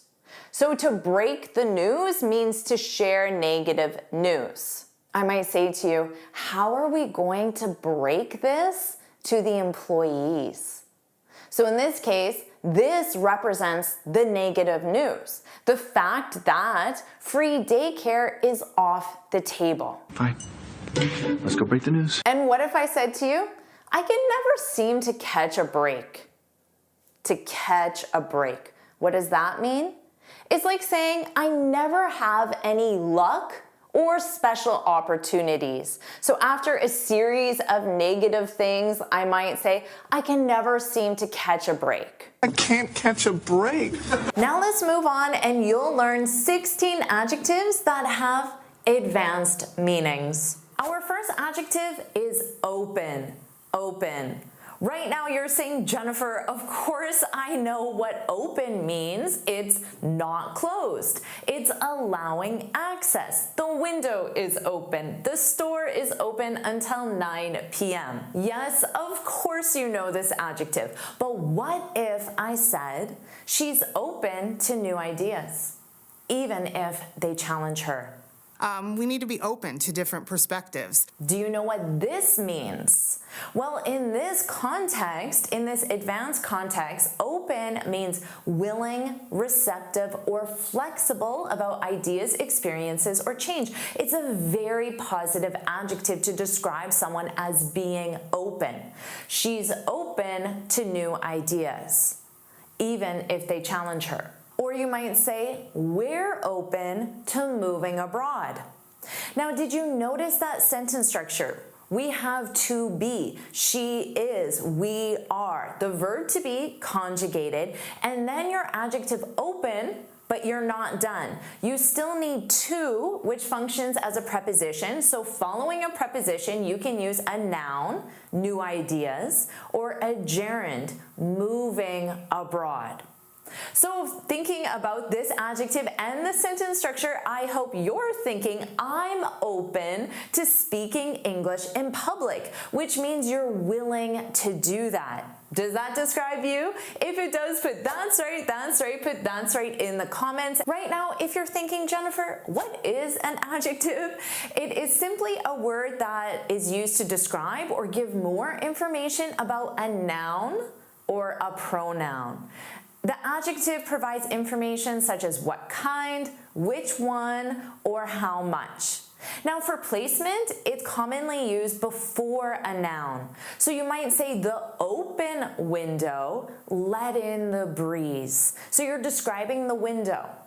But it can also come after a linking verb. The window is, that's your linking verb, and then your adjective, open. It still describes the window, but it comes after. Those are the two common placements. And as you'll learn in this lesson, one adjective, like open, can have literal and abstract meanings depending on context. And if you want to ask me questions about this or other confusing grammar topics, and if you want to submit written and spoken exercises for personalized feedback and correction, you can do that when you join my premium coaching program, the Finally Fluent Academy. You can find the link in the description to learn more.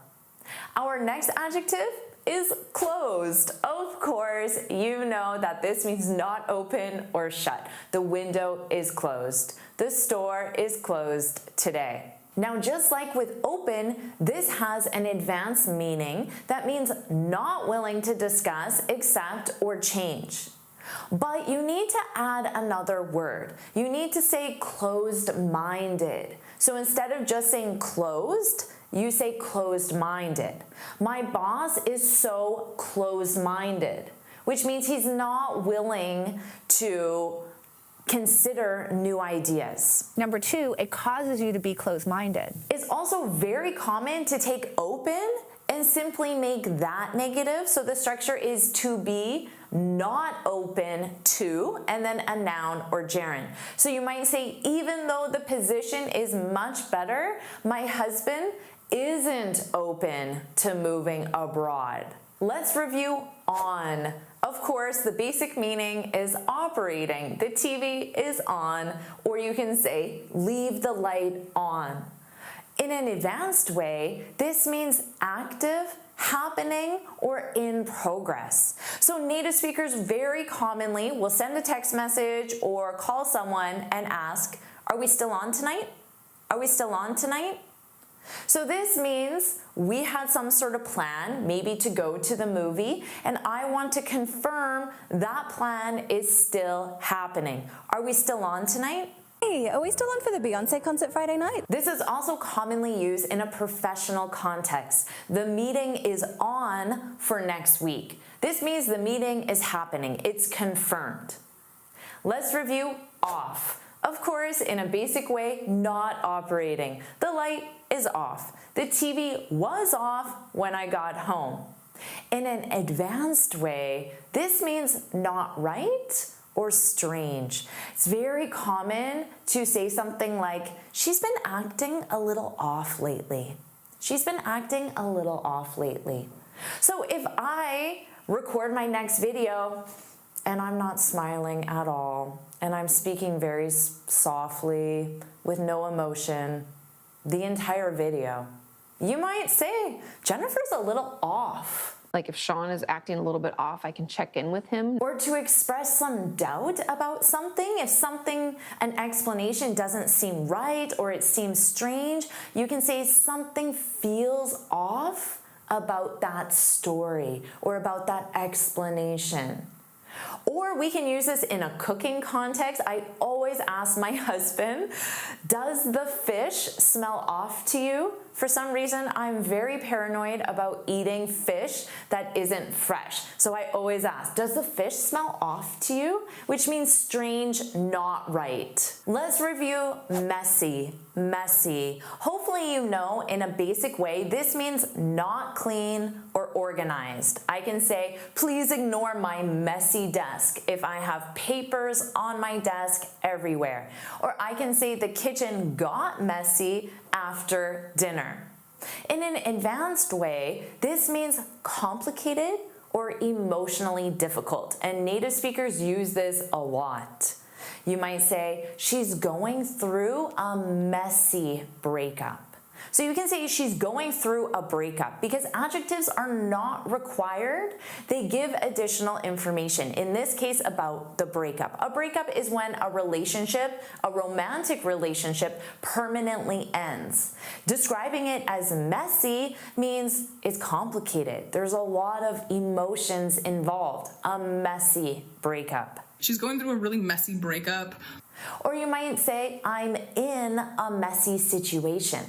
So again, I'm in a situation, the adjective provides more information. I'm in a messy situation at work.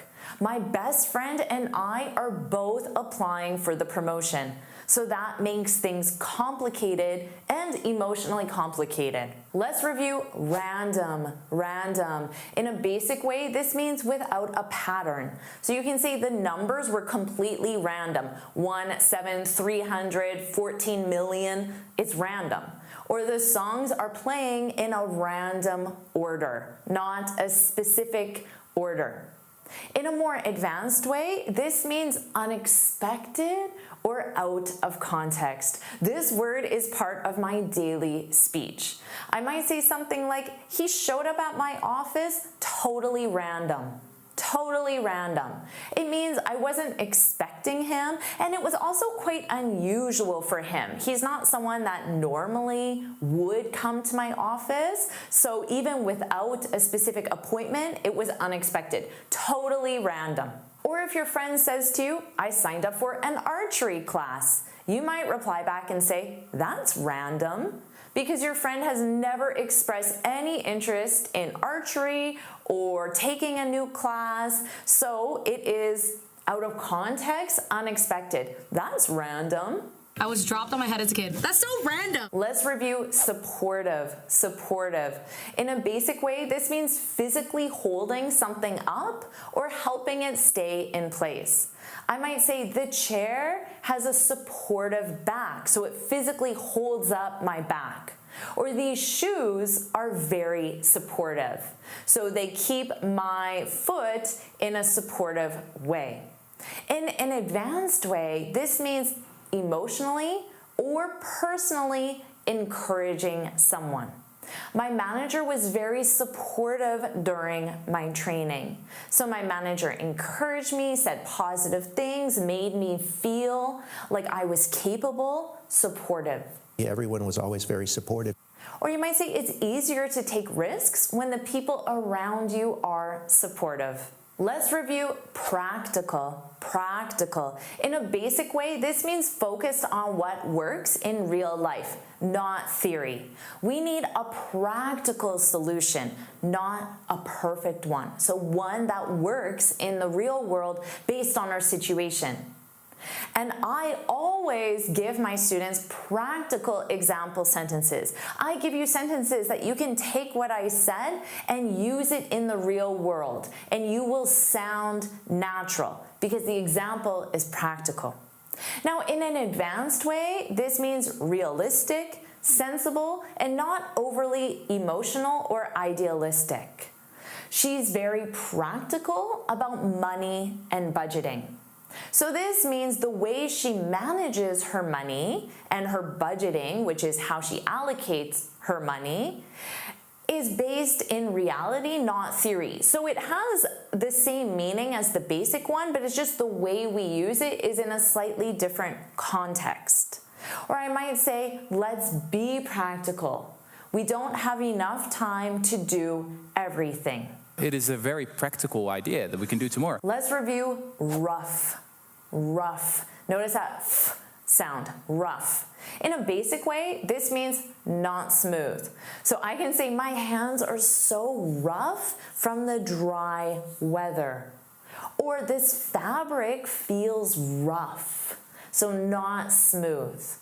In an advanced way, this means difficult or unpleasant. Hopefully you're familiar with this. It's quite common. I had a rough week. Have you heard that before?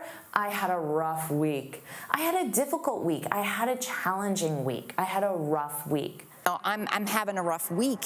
Or you can say the meeting was rough. The meeting was rough. It was challenging. It was difficult. I also commonly use this as a reply when someone shares a situation that sounds challenging or difficult. So if my friend says, I have to work a 12-hour shift tonight, maybe she's a nurse, and I reply back and say, oh, that's rough. That's rough. That's difficult. That's challenging. That's rough. Let's review tight. You may know that this means firmly fixed, not loose. Make sure the screws are tight. Or this lid is so tight, I can't get it off.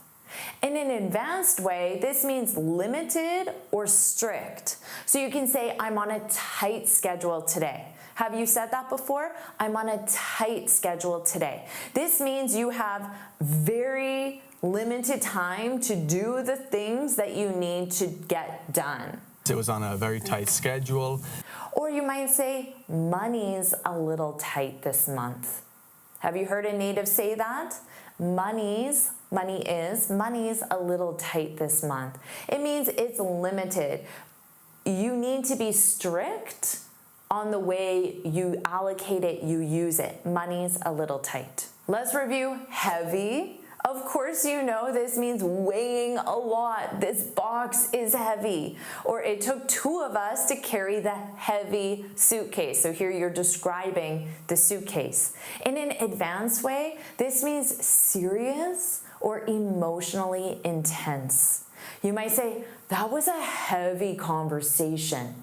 If you and your friend sit down and you talk about what your life will be like in 50 years, or what might happen in the future if one of you gets an illness, that's a heavy conversation. That's a serious conversation.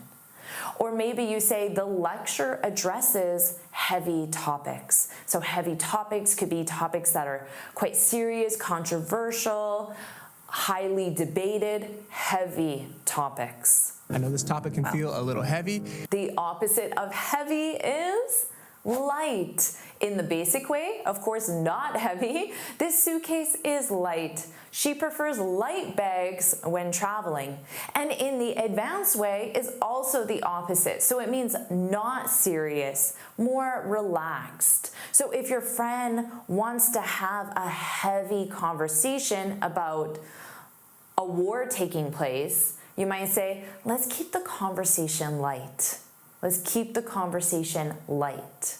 So not serious. The first thing I would tell you to do is go into that party and just make light conversation with everybody. Or you might say, I prefer light comedies to heavy dramas.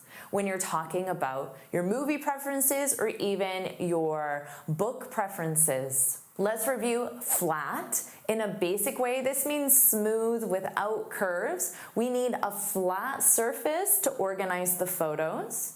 Or we got a flat tire and missed our flight. So in this case, a flat tire is a tire where the air is out because of a puncture or a hole.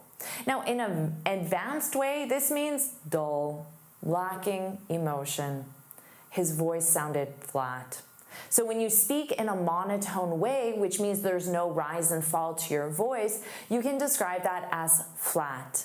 You can also say the joke fell flat, which means he was trying to be funny when he shared his joke, but nobody laughed. So it ended up being dull. It fell flat.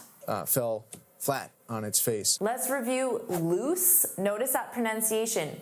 Oose, loose, loose. This means not tight. So I might say, that shirt is too loose. Or watch out for the loose wires. So there could be wires hanging down because they're not tight, they're loose. In an advanced way, this means relaxed or informal. The rules are pretty loose here. So maybe you're a new employee and there are a lot of company rules, but then your coworker says, the rules are pretty loose here, which means they don't enforce the rules that seriously. They're more relaxed about the rules.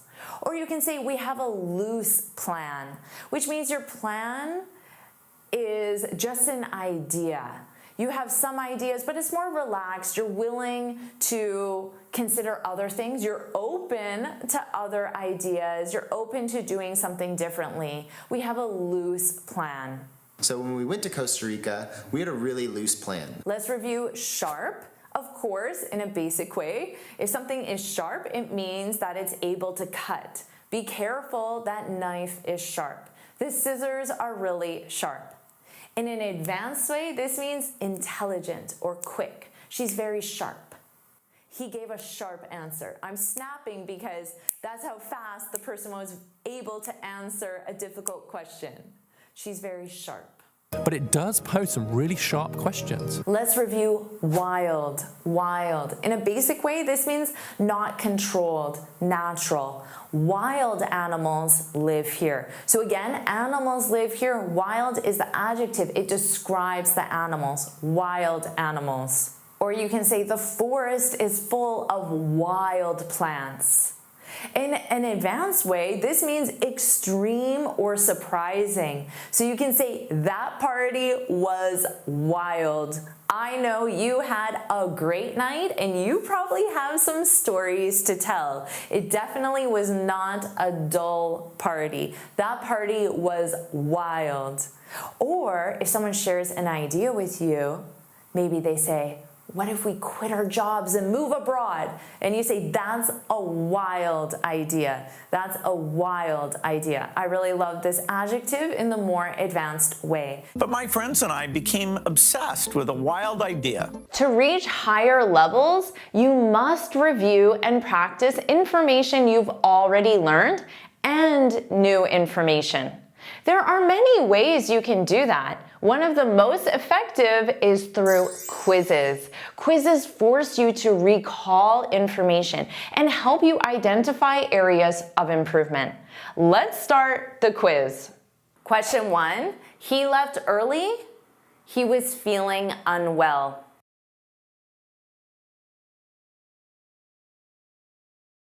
The correct answer is B, because he was feeling unwell. Because is used to introduce the reason. Why did he leave early? Now, you could use although, but this is for a contrast. So you would have to change the sentence and say he stayed late although he was feeling unwell. Or you could say despite, because this is also used for a contrast, but again, you would have to change the sentence and say he stayed late despite feeling unwell because you need a gerund. If you used on account, you need to add extra words because this is incomplete. He left early on account of the fact he was feeling unwell. Question 2, they had the house last month.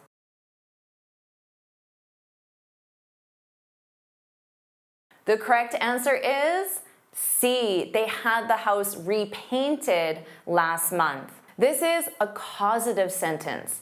And when you have a causative sentence with have, the verb is in the past participle form, which is why you need repainted. Question 3. Anvil did a great job on the presentation, Maria said sarcastically. Which is true?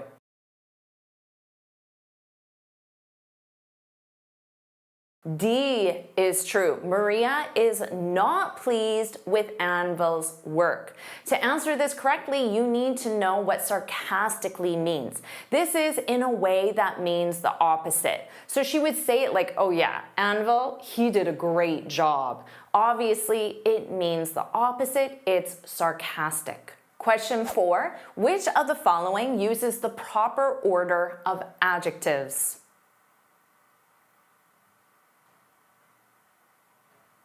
A delicious warm chocolate cake. For order of adjectives, first you have an opinion. Delicious, that's an opinion. And then you have a temperature, warm. And then you have the material, chocolate. A delicious warm chocolate cake. Question 5, yesterday she, the budget.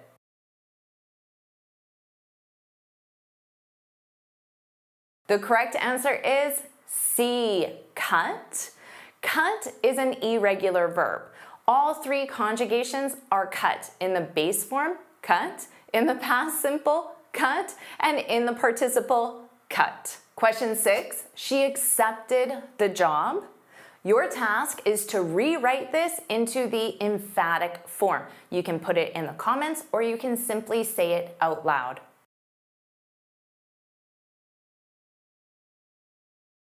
She did accept the job. This is the emphatic form. It emphasizes the action. So the structure is your subject, your auxiliary verb conjugated, in this case did, because it's the past simple. We know it's the past simple because she accepted, that's the past simple. And then you need the base verb. So accept is our base verb. And then the object, the job. She did accept the job. Question 7, freedom of speech is an important aspect of democracy.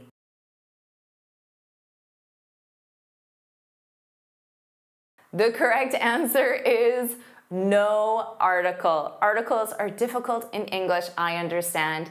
This is no article because freedom of speech is a general concept. It's not something specific and it's not countable. So no article. Question 8, the man, the lecturer, is our new manager.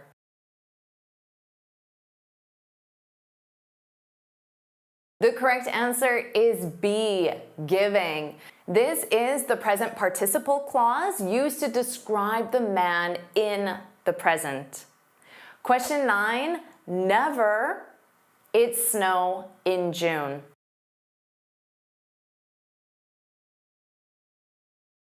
The correct answer is A. Never have I seen it snow in June.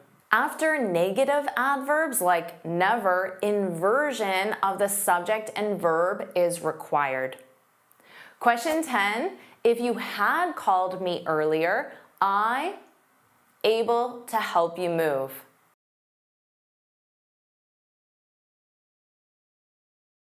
The correct answer is D. I would have been able to help you move. You knew this one, right? This is the third conditional. It's used for an unreal past situation because you didn't call me earlier, so it's now impossible for me to help you move. It's an unreal past situation.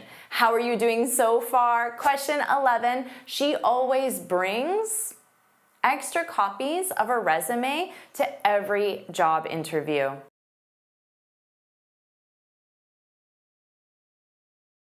The correct answer is B, a few. A few is a small quantity of. Now, although A, few, is grammatically correct, it focuses on lack. But we want to focus on the copies she brings and just specify it's a small quantity, so a few. Are you enjoying this lesson?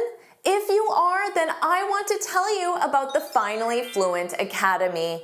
This is my premium training program where we study native English speakers from TV, movies, YouTube, and the news so you can improve your listening skills of fast English, expand your vocabulary with natural expressions, and learn advanced grammar easily. Plus, you'll have me as your personal coach. You can look in the description for the link to learn more, or you can go to my website and click on Finally Fluent Academy. Now let's continue with our lesson. Question 12, which of the following is incorrect?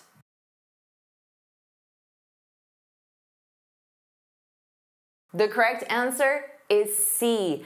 C is incorrect. Even though I hear students say this every day. Do you recommend me? That is incorrect because recommend does not take a direct object. The other structures are all possible. You can review them more in the lesson notes. Question 13, which means that I routinely did this activity in the past, but not now.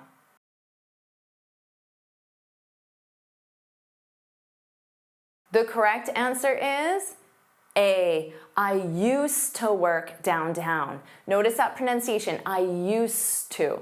I used to. So this is the correct structure and the correct meaning. I used to work there. B. I'm used to work downtown is the incorrect sentence structure. And C, I'm used to working downtown, is the correct sentence structure, but the incorrect meaning. This is a feeling of comfort with an activity. And D, I used to working downtown is also the incorrect sentence structure. Again, you can review this more in the lesson notes. Question 14, he said he drive me to the airport tomorrow. You need to complete the sentence using reported speech.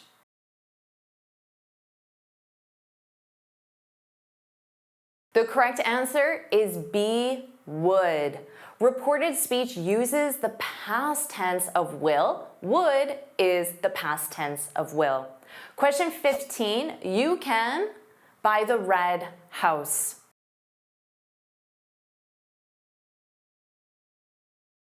The correct answer is D, pull over. You can pull over by the red house. This means to move your vehicle to the side of the road and stop. So you could say this if you're in an Uber or in a taxi. Pull over to the side of the road. Question 16, when your plane is delayed, you just need to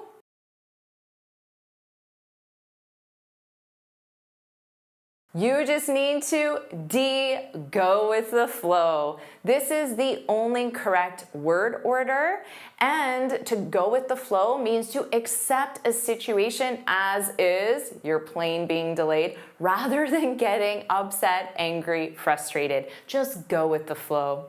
Question 17, Rachel kissed Ross on the same night Monica got engaged, and Monica accused Rachel of...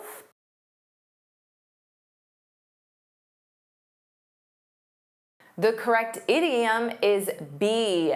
Monica accused Rachel of stealing her thunder. You kind of stole my thunder. So this means to upstage someone, to take the deserved attention away from. So away from Monica, because she got engaged, the attention should be on her, but the attention goes to Rachel because she did something dramatic like kiss someone. So she stole her thunder. Question 18, little that his decision would lead to widespread controversy.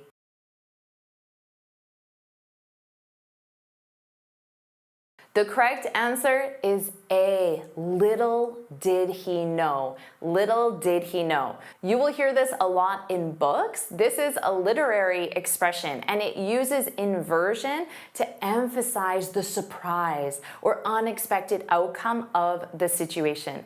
Little did he know. Question 19, he's been working here for years, but he still hasn't got the promotion he feels he is...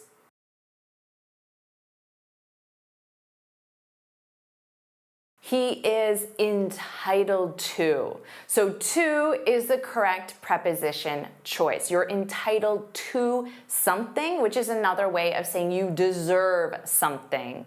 So Monica was entitled to attention because it was her engagement party.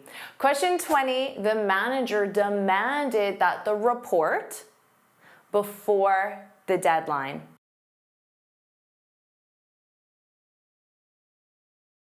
The correct answer is C. The manager demanded that the report be submitted before the deadline. This is the subjunctive mode, and it's used after demand. So our expression is to be submitted. Submitted is always in the ed form. Your verb is be. And the subjunctive uses the base verb, which is why we have be submitted. Question 21, the director... team is renowned for its innovation, is giving a presentation today.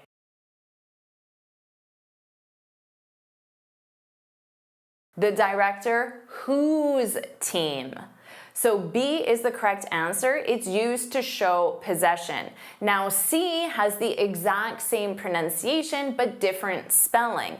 With the apostrophe S, it represents who is, the verb to be as a contraction, or who has, the verb have as a contraction. Question 22, we are at the end of the grammar challenge. So to celebrate this, Jennifer would say,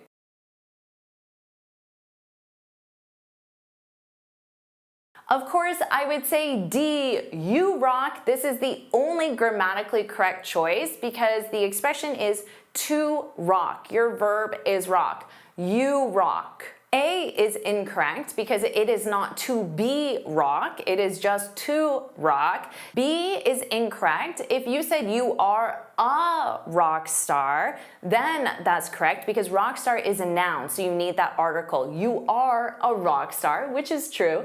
Now, C is incomplete. You could say you are rocking, which is to rock in the present continuous, but you need to specify the object. You are rocking it, or you are rocking this test. More accurately, I would put it in the past simple and say you rocked this test. So how did you do with that grammar test? Share your score in the comments. And now let's move on to a different style of test. You'll see a real sentence with one mistake. You need to identify and correct the mistake. So let's say you want to impress your boss and you say to your boss, I hardly worked today. What is the mistake here? The mistake is mixing up, which means confusing, hardly and hard. The correction is, do you know what the correct sentence is? Remember, this is to impress your boss. I worked hard today. Hard is an adverb, and it means with a lot of effort. So if you want to impress your boss, you should say, I worked with a lot of effort. I worked hard today. Notice the structure is subject plus verb plus hard. I worked hard on the report. I worked hard to finish the report. Now, the original sentence used hardly. The sentence is grammatically correct. Hardly is also an adverb, but it means the opposite. It means barely, almost not. So if you say, I hardly worked today, it means you did very little work. So that would not impress your boss. Now notice the structure is different. We have subject plus hardly, or you could use barely, it's the same meaning, and then your verb, in this case worked. I hardly worked on the report, you did very little work. I hardly worked to finish the report, you did very little work. So remember, use hard to show you put in a lot of effort. Sentence number 2, you need to identify the mistake. I'm extremely hardworking engineer. Again, you want to impress your boss. But what is the mistake here? The mistake is missing article with job titles. So the correction is, how can you correct this sentence? I'm an extremely hardworking engineer. So remember, singular job titles require articles. This is a rule. Your choice of article is a, and, the. I'm an engineer, of course, because engineer starts with a vowel sound. But if you add great as your modifier, as your adjective, then you need a. I'm a great engineer. Because remember, the sentence structure is article, adjective, noun. You can absolutely say, I'm the engineer, but what does this mean? This means you're a specific engineer, the one working on this specific project. I'm the engineer on the project, or you're the only engineer in the company. I'm the engineer. It's only me. Now you can think of student as a job title, and you can say, I'm an amazing student. That describes you, right? So put that's me, I'm an amazing student. You're watching this lesson, you're doing the work. So put that's me, I'm an amazing student. Sentence 3, we are 3 on the project. What's the mistake here? The mistake is using we are instead of there are. I hear this a lot from students, most likely in your native language or that student's native language. That's the structure. But in English, the correction is there are 3 people on the project. So notice how I also added the noun. Number plus noun. In English, we use there plus the verb be, conjugated, to talk about the existence of something or the number of things. So the structure is there plus the verb be, conjugated, the number, and then the noun. For example, there is 1 engineer on the project. There are, so now it will be plural. There are 3 engineers with that S because it's plural on the project. Question 4, despite he was tired, he finished the report. What's the mistake here? The mistake is using a clause after despite.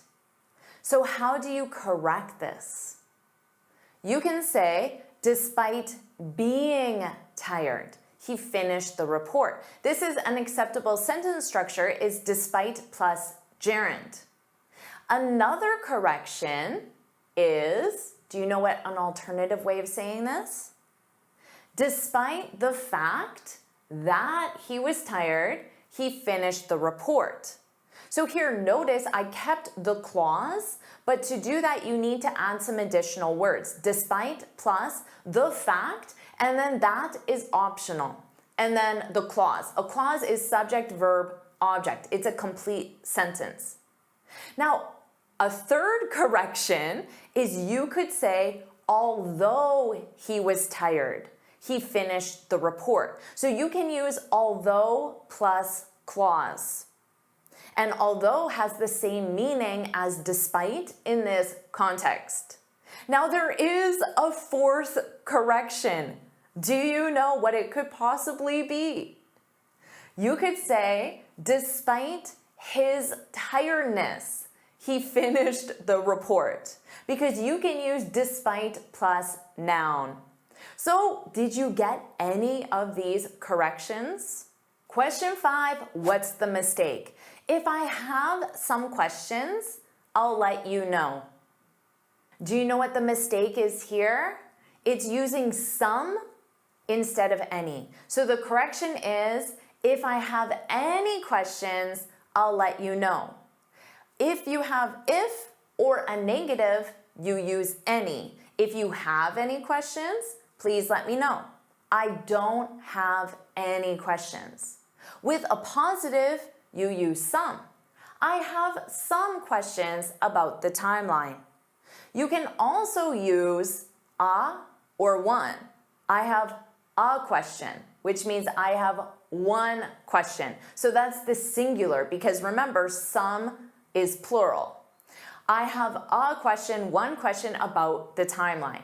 Now this isn't just for questions, this is any noun. So if you have any issues, problems, plans, ideas. Sentence 6, I look forward to hear from you. What's the mistake? You know this one, right? It's using the infinitive instead of the gerund. So the correction is, I look forward to hearing from you. So it's to look forward to plus gerund, or you can use a noun. You can say, we are looking forward to your visit, and that's the noun. Or you can use a gerund, we were looking forward to watching the movie. So remember, you need to conjugate to look, that's your verb. And of course, to look forward to means to anticipate with pleasure. So I hope you're thinking, Jennifer, I look forward to watching your next lesson. You could also just use the noun form and say, Jennifer, I look forward to your next lesson. That's acceptable as well. So does that describe you? If it does, put that's right, put that's right in the comments. Sentence 7, I'm used to work on a team. What's the mistake here? Do you see it? The mistake is the infinitive instead of the gerund. So the correction is, I'm used to working on a team. So the expression is to be used to. Notice that pronunciation, used to, and then gerund or noun. And this is for a feeling of comfort with someone or something. For example, I'm used to making YouTube lessons. I have a feeling of comfort.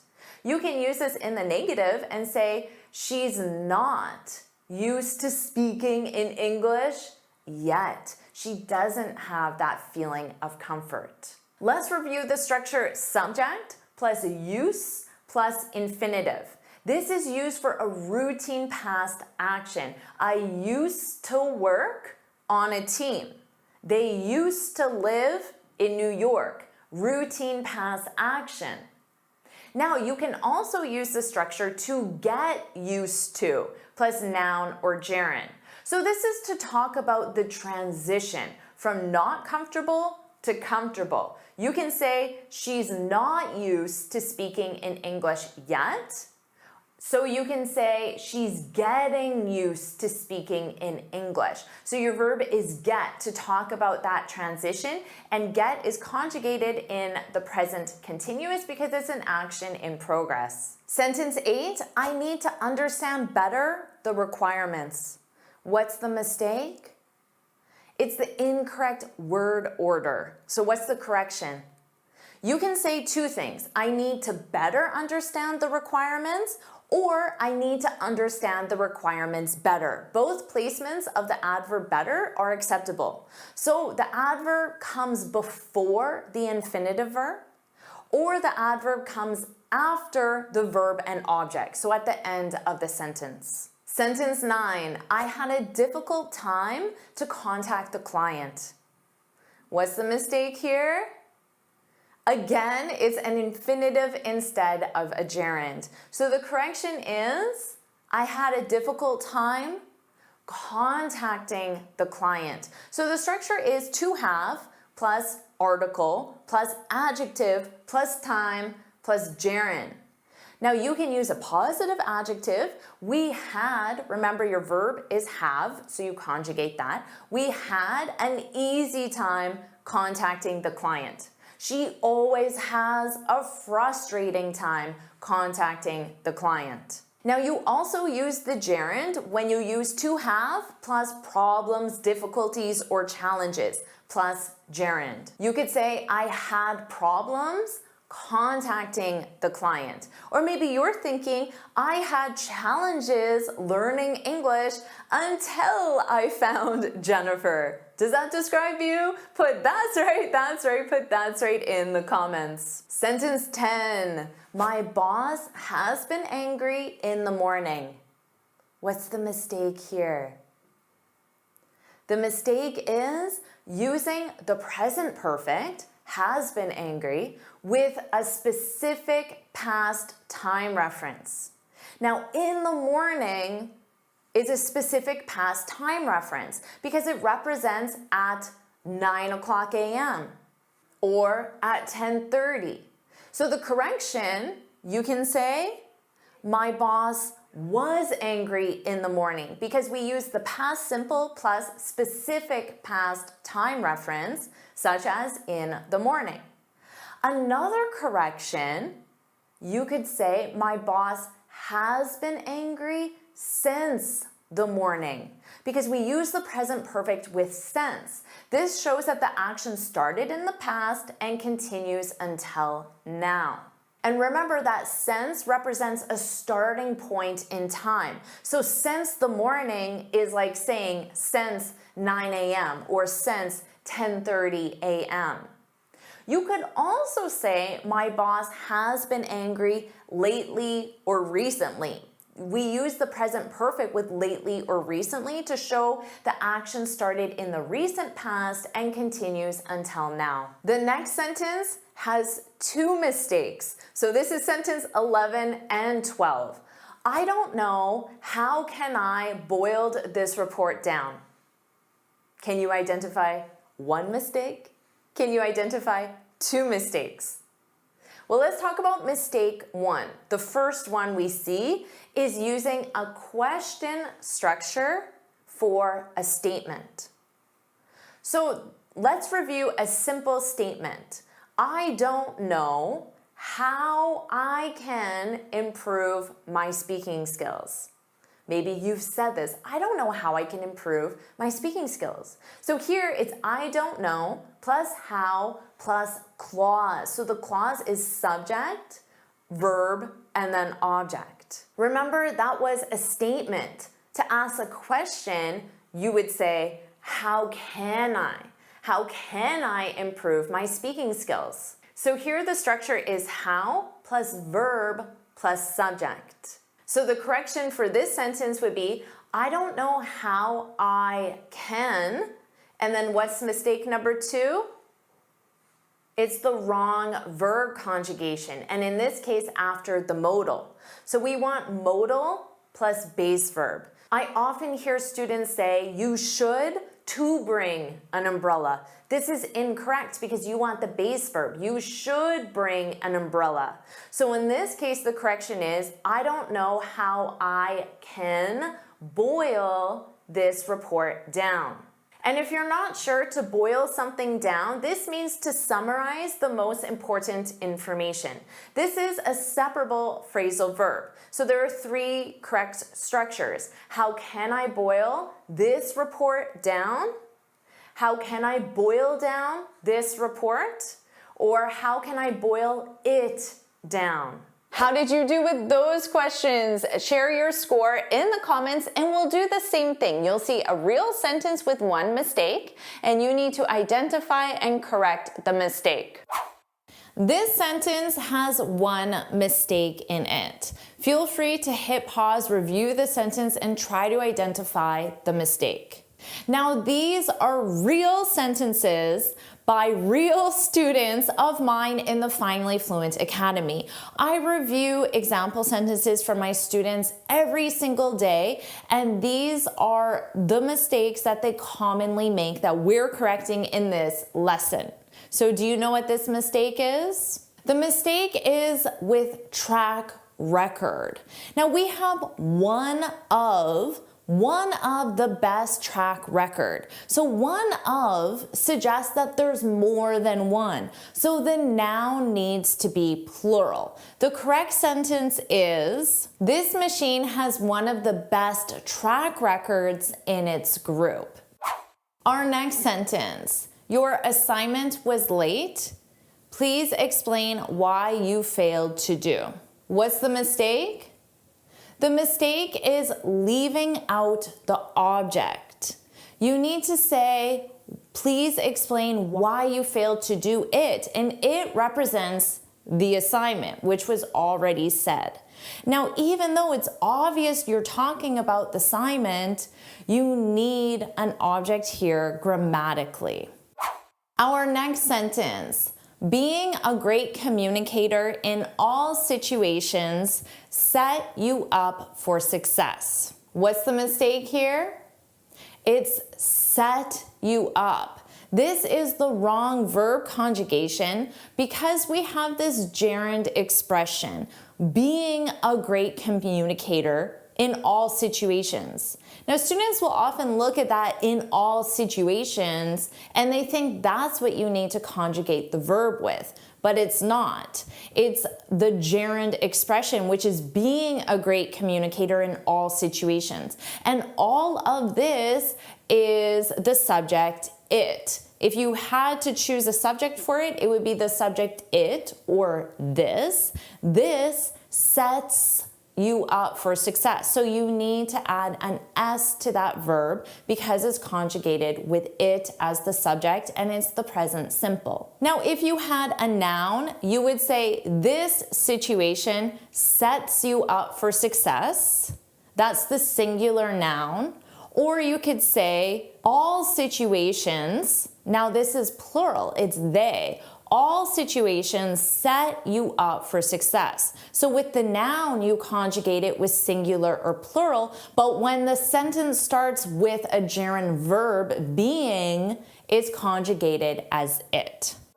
How about this sentence? I want to run something to you. Do you know what the mistake is? Well, technically, this is grammatically correct, but it's the literal meaning. I want to run something, maybe this iPad, I want to run something to you.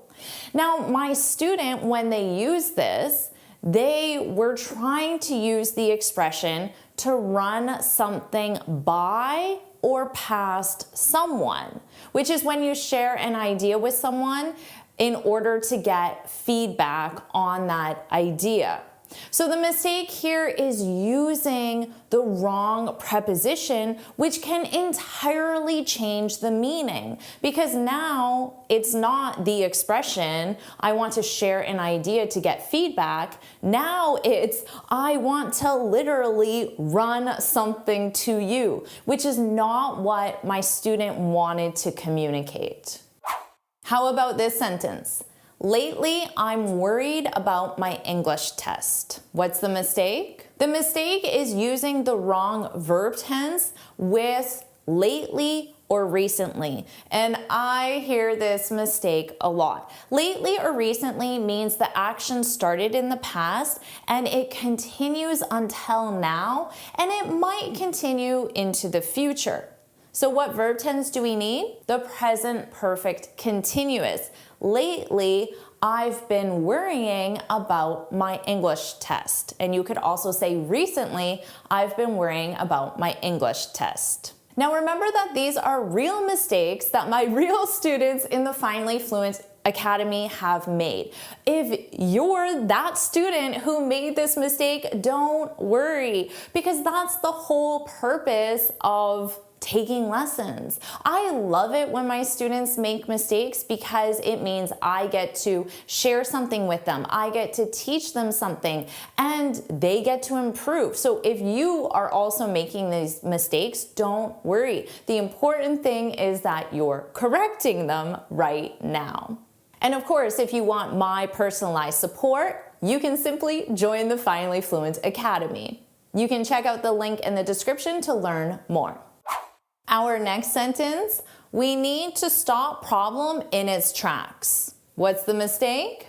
The student forgot the article. This is definitely the most common mistake I hear, even with my advanced students, is leaving out articles or not using articles correctly overall. So here, problem is a singular countable noun, so it needs an article. We need to stop the problem in its tracks. Now, you could also say we need to stop this problem in its tracks. You could even say we need to stop a problem in its tracks.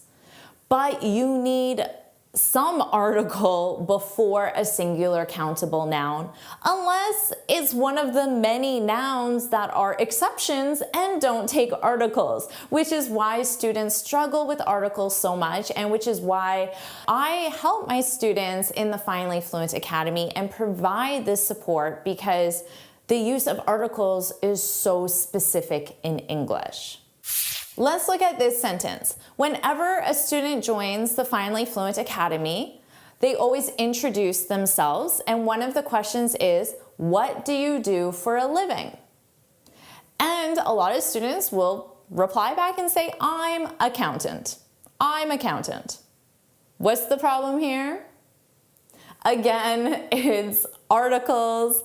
You need an article before a job title. So you would need to say, I'm an accountant. You need an because accountant starts with a vowel sound, so you need an instead of a.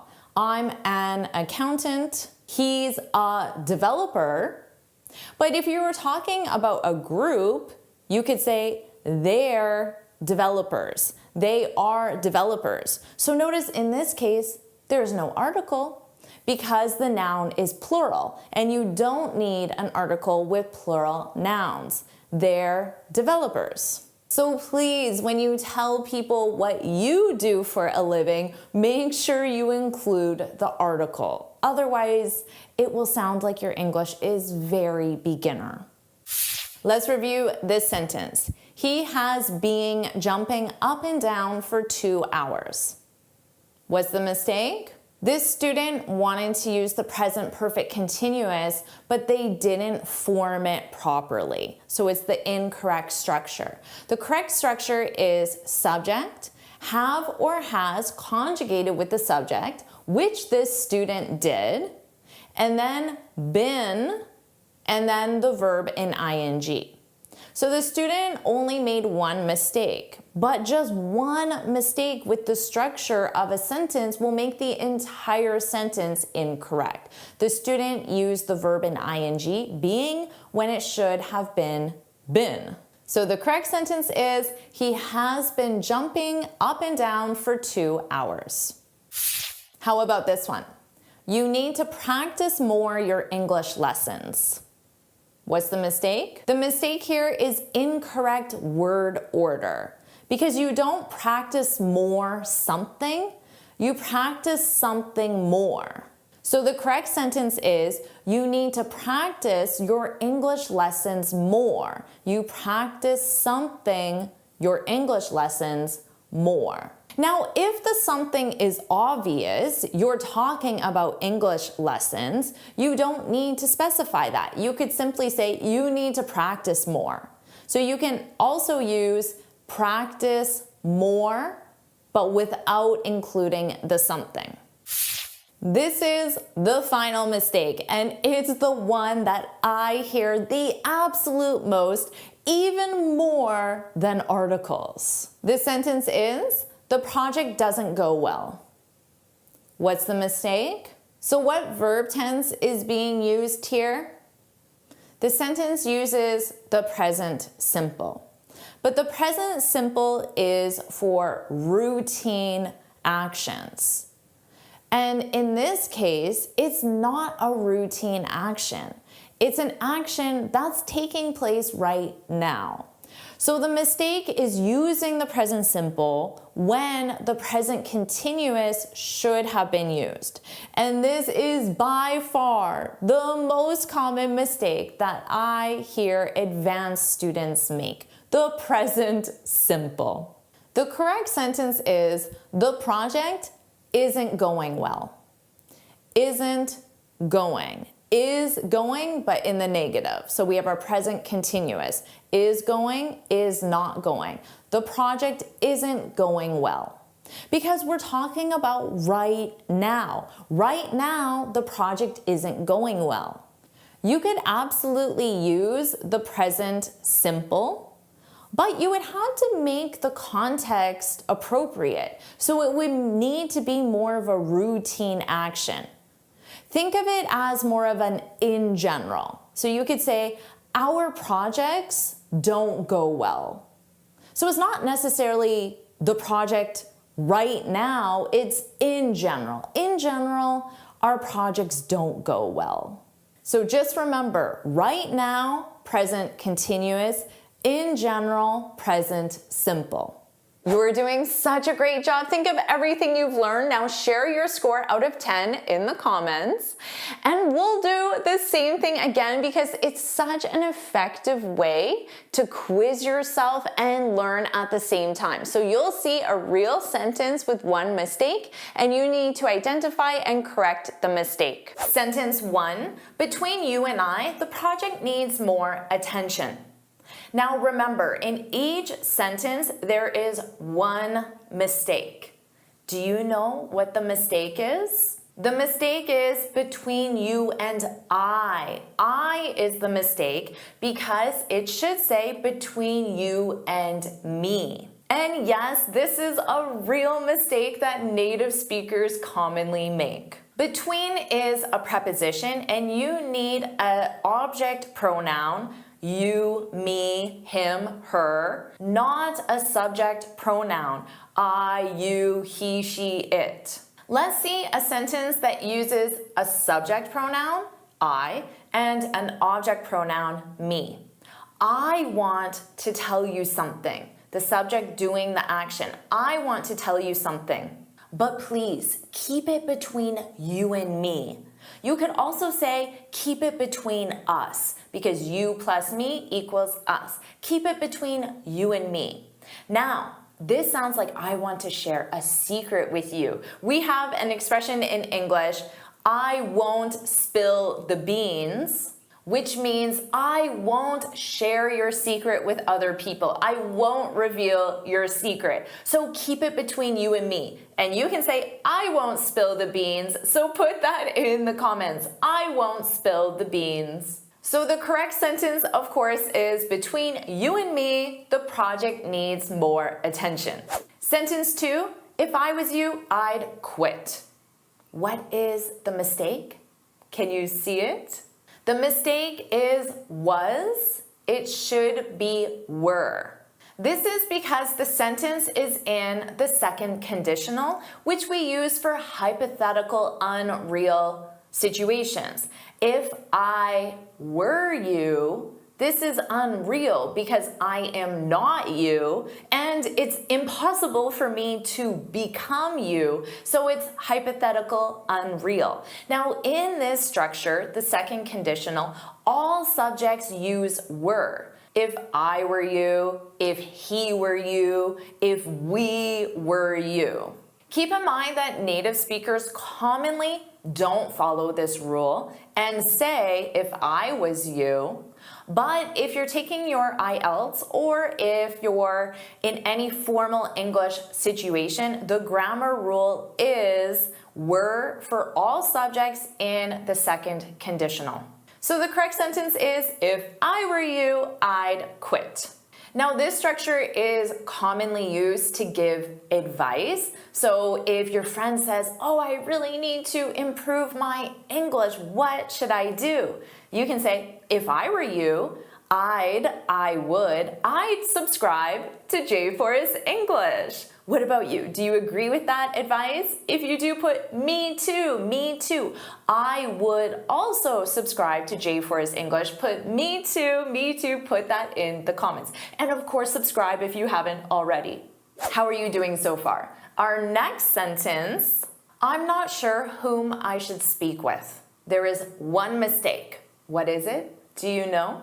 The mistake is with whom. It should be who. Whom is used as the object and who is used as the subject. Did you know that many native speakers mistakenly think that whom is the formal version of who, and they use it to sound more professional, to sound more formal? But this is incorrect. There are specific times grammatically when you need to use who as the subject and you need to use whom as the object. Just think about this if the question didn't include I'm not sure. It would be who should I speak with? The sentence begins with the subject. Our next sentence, each of the candidates have pros and cons.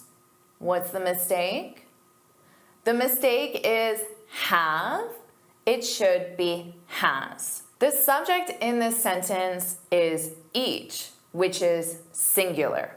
The subject is not candidates, which is plural. You could say the candidates, which is they. The candidates have pros and cons. That's correct. But when you start with each of the candidates, it represents the subject he or she has pros and cons. What about this one?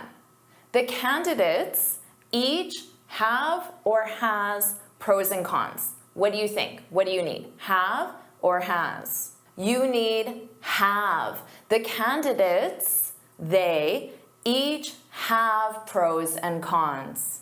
So remember, each of plus plural is the subject he or she, but plural plus each, the subject is they. Our next sentence, a mistake I always made when I was a kid. Me and Vanessa are going to the concert. What's the mistake? The mistake is with me. It should be I. You need a subject pronoun, I, not an object pronoun, which we discussed before, me. You need a subject pronoun to start the sentence. And notice, with the subject I, it's not I and Vanessa, which I also commonly hear students say. A native speaker would not say that, but students commonly do.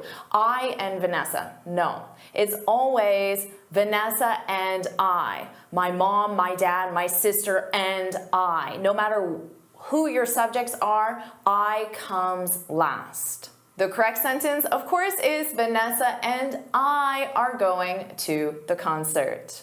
Sentence 6, I see this one all the time. You better meet the deadline. What's the mistake? You better. You had better.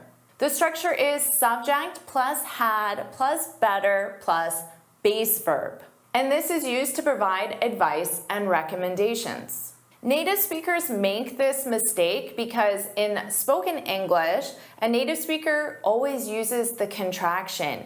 You had, you'd better. But the D is so soft that native speakers, we forget it's there. So when we write what we say. And it sounds like you better because the contraction is so soft. You'd better. So in spoken English, you don't hear it, but it's required grammatically. Without the contraction, you had better meet the deadline, with the contraction, you'd better meet the deadline. Our next sentence, another very common mistake that native speakers make, you should have called. What's the mistake? Of should be have. The structure is subject plus should plus have plus past participle. And this is used to provide advice in the past, but it's unrealized advice because it's impossible for you to take the advice because it's in the past. Again, native speakers commonly make this mistake because in spoken English, we take should, have, and we combine them together and it sounds like shoulda, you shoulda called. And we forget that the is have. It's not of, because sounds closer to of, but it's not of, it's have. You should have called. You should have called. So if your friend is upset and says, oh, I got a low score on my IELTS, you can say to your friend, you should have subscribed. You should have subscribed to JForrest English. Of course, this isn't very helpful advice because your friend can't do anything about it now. It's in the past. But maybe they can take that advice for the future. So if you agree with that, put that's right, subscribe, and the next time you take your IELTS, you'll get a high score. Put that's right in the comments. How are you doing so far? Remember, native speakers make all these mistakes, so you're learning a lot. Our next sentence. The team, including the coach and star players, were ready for the championship match. What's the mistake here? The mistake is were. Were should be was. Do you know why? It's because the subject is the team, which is a collective noun, is conjugated as it. The subject is not the noun closest to the verb, which is the players, plural, they. Remember that information between two commas is additional information. It doesn't affect the grammar of the sentence outside of the commas. And as I said, team is a collective noun, is conjugated as it. So of course, the correct sentence is the team, including the coach and star players, the team was ready for the championship match. Now, if the subject was the team, the coach, and the star players, then of course that would be were because the subject is they. They were ready for the championship match. Sentence 9, this is a good one. She's always coming to work late. What's the mistake here? Native speakers commonly say this. The mistake is she's coming. This is the present continuous. It should be she comes because we have always, which is a keyword for the present simple because it's a routine action. For some reason, I don't know why, native speakers commonly use the present continuous specifically with unwanted behaviors that are routine. For example, he's always criticizing me. So to criticize, that's an unwanted behavior. It's a negative behavior. Perhaps it sounds more dramatic to say he's always criticizing me instead of he always criticizes me. Now, even though native speakers do this, it does break the grammar rule. So for your IELTS or any formal situations, you should use the present simple with adverbs of frequency like always. Your last sentence, are you ready for it? The report doesn't address the timeline nor the budget. What's the mistake? I hear this one a lot from native speakers. What's the mistake? Nor should be or. Remember, when a negative introduces the first point, use or for the second point. The report doesn't address A negative introduces the first point, doesn't address the timeline or the budget. When the first point is neither plus positive, then you use nor for the second point. The report neither addresses, here addresses is positive. The report neither addresses the timeline nor the budget. Native speakers commonly assume that nor is used for all negatives, but that's not the grammar rule. And I've heard from some native speakers that they think nor is the formal, more professional version of or, but that's not true. You must be getting good at this by now, so how did you do out of 10? Share your score in the comments. Let's do something different now. We'll do an advanced C1 grammar test. I know you're ready for it. Here's how the test is going to work. You're going to see a question and you'll see 4 options. You have to decide which option best completes the sentence. I'll show the question for only 5 seconds, which isn't a long time, so feel free to hit pause, complete the question, and then hit play and I'll explain the answer. Are you ready? All right, let's get started with question 1. To text Sue. It's her birthday today. The correct answer is C. Don't forget to text Sue. It's her birthday today. The key word in this question is to, which is the infinitive to text. Now, there's only one possible option in the choices below where you can have the infinitive, and that's C. Don't forget to text. Now, if this question didn't have to and it was just the base verb, well, then A, B, and D would be correct and C would be incorrect. Question 2. Mary went jogging today of the rain. The correct answer is B, in spite of the rain. And that's your keyword here, of. In spite of and despite have the same meaning, but you don't say despite of. You just say despite. If you want to learn more about this, I have a full lesson explaining this. I'll leave the link in the description below. Question 3. I think I'm allergic to your cat. I can't stop. The correct answer is B, sneezing. Now this is a tricky one because you can have grammatically stop plus infinitive, stop to sneeze, and you can have stop plus gerund, stop sneezing. But the meaning is different. When we're talking about no longer doing an action, we use stop plus gerund. And based on the context of the question, we're talking about no longer doing an action, so we need the gerund. If you want to learn more about this, I'll leave a link in the description below. Question 4. If you don't know the meaning of a word, you can in a dictionary.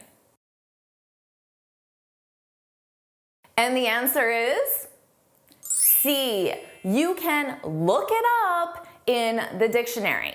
Now this one is a vocabulary question because you need to understand what these expressions mean. To look something up is another way to say to search for or to find that specific information. Now we use this all the time because every time you Google, you're looking up information. So I use this expression literally every single day. Hey, what time does the restaurant close? Can you look it up? I don't know. Can you look it up?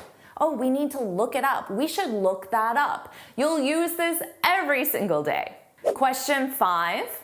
My doctor, me, I should exercise more. And the answer is A. My doctor told me I should exercise more. Now this is one that students confuse a lot. I hear students say told to me, I told to her. No, that doesn't work grammatically. We don't want to someone. Get rid of that to. I told her, I told you, she told me. So that's what we need. And also I hear students say me. She said me to exercise more. No, we don't want me after said. She said I should exercise more. We want a clause after said. If you want to learn more about this, I have a full video explaining it. You can find the link in the description below. Question 6, my boss, me, to her dinner party. And the answer is B. My boss invited me to her dinner party. Now this one is both a vocabulary question because the only logical choice is invite, but it's also because of sentence structure. We could change the sentence structure and make it work. For example, my boss suggested that I come to her dinner party. We could say that, but I'd have to completely change the sentence structure. So all the options could work if we change the sentence structure. The only logical choice with the sentence structure is B. My boss invited me because you invite someone to something. My boss invited me to the movies, to her house, to the restaurant, a specific location. Now, if you want to learn more about suggested, because a lot of students say suggested me, which isn't correct,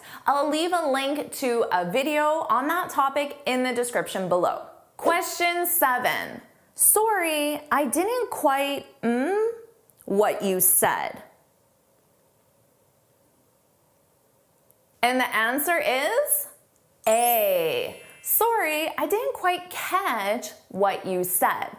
This is an expression. To catch something in this context is the exact same as hear. I didn't hear what you said. But notice option D is in the past form, and that doesn't work grammatically. So it has the same meaning, but it's the wrong verb tense. So A, catch, is exactly the same. Now this is an expression you can use all the time, especially since you probably struggle to understand native speakers.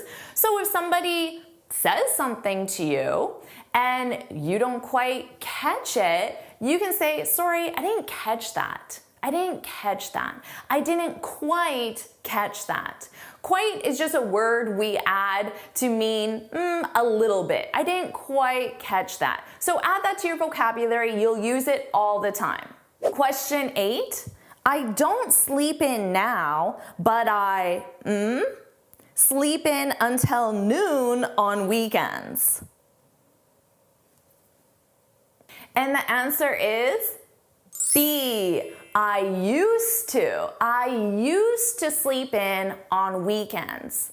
Now notice all the options are slightly different sentence structures, and they're all grammatically correct if you use the correct meaning.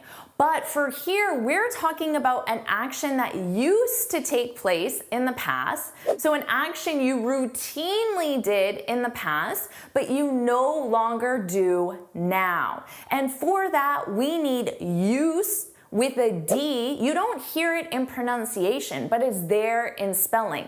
I used to work at the bank, but now I work at the mall. So a routine action in the past, but you no longer do it now. Students confuse this sentence structure all the time. I have a detailed lesson on this. You'll find the link in the description below. Question 9. I don't need help, but thanks. And the answer is, but thanks for offering. Thanks for offering Thanks for offering. This is one that I hear a lot of mistakes with as well. Now notice here, I have thanks for. After for, because for is a preposition, you must use the gerund verb, for offering.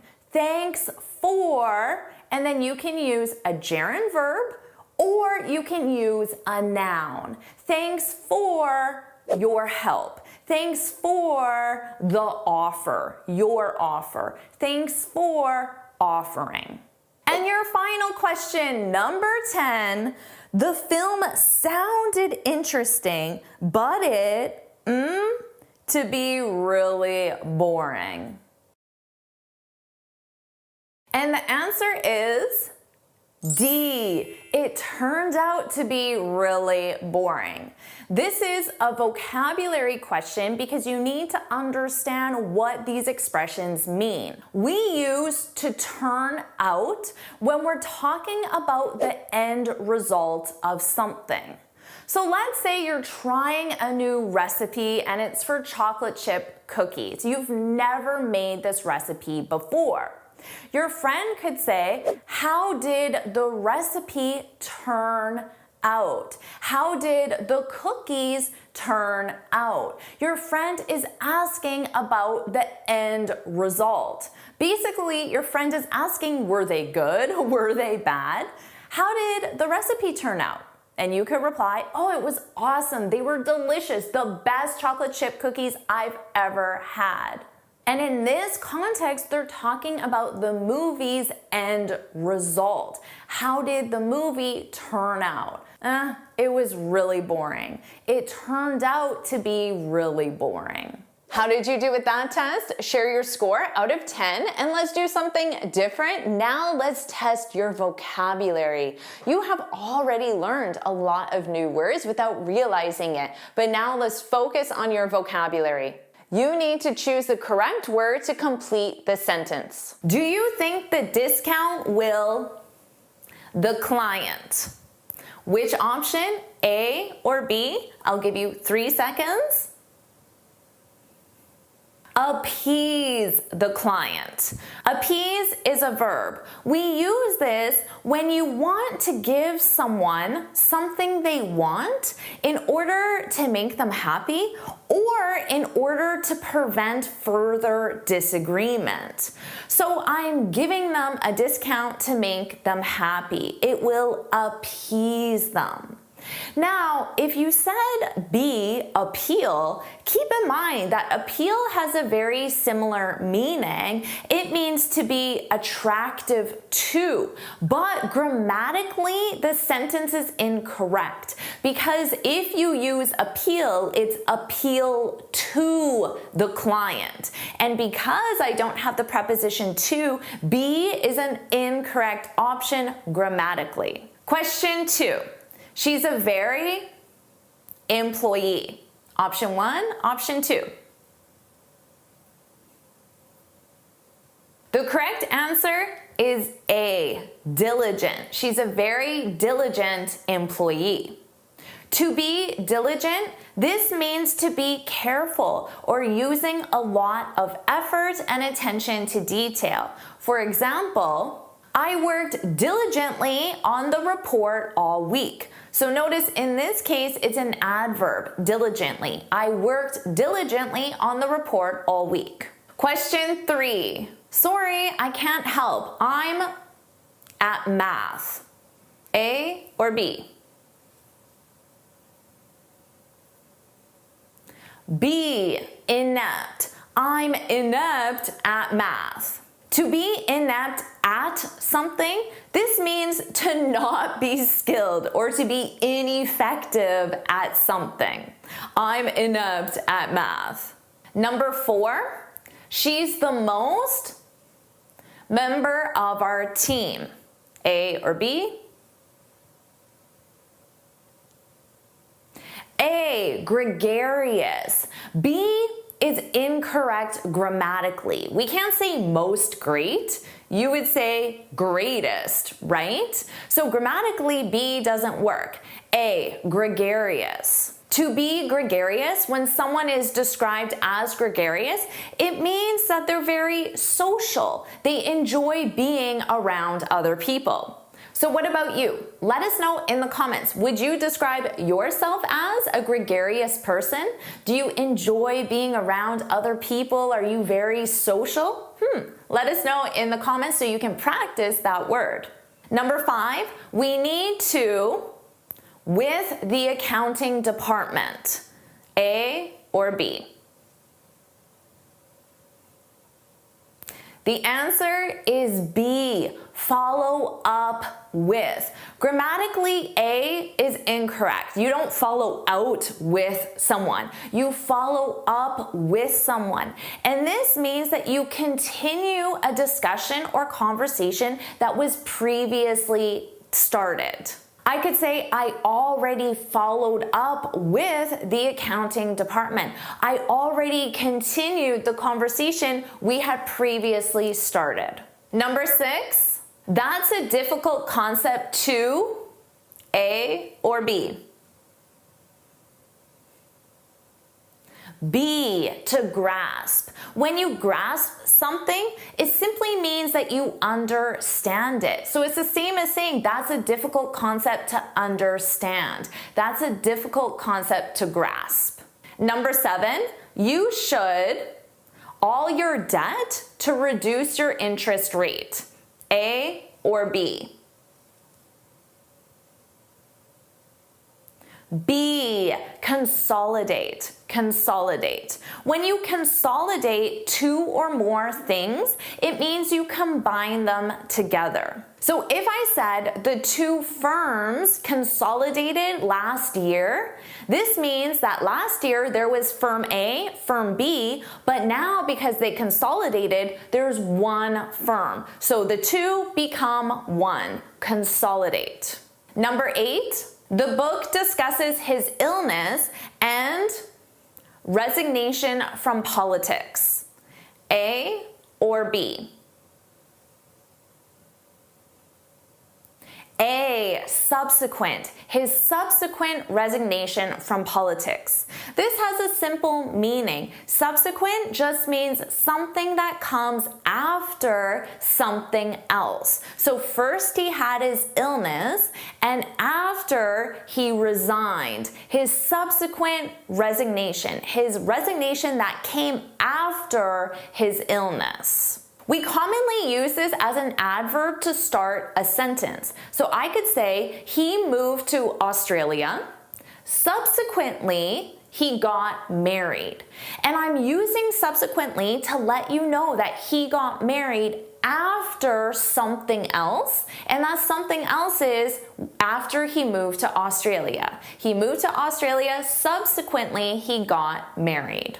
Number 9, he gets stressed out when he's A or B? The correct answer has to be B, under pressure, because over pressure is the wrong preposition. The preposition you need is under pressure, to be under pressure. And that's simply when you have a lot of work and you're feeling overwhelmed, you're feeling anxious, you're feeling stressed out. You can use this positively and say, I work really well under pressure. So when I have a lot of work, I actually perform better, not worse. I work really well under pressure. Number 10, women face a lot of in the workplace. A or B?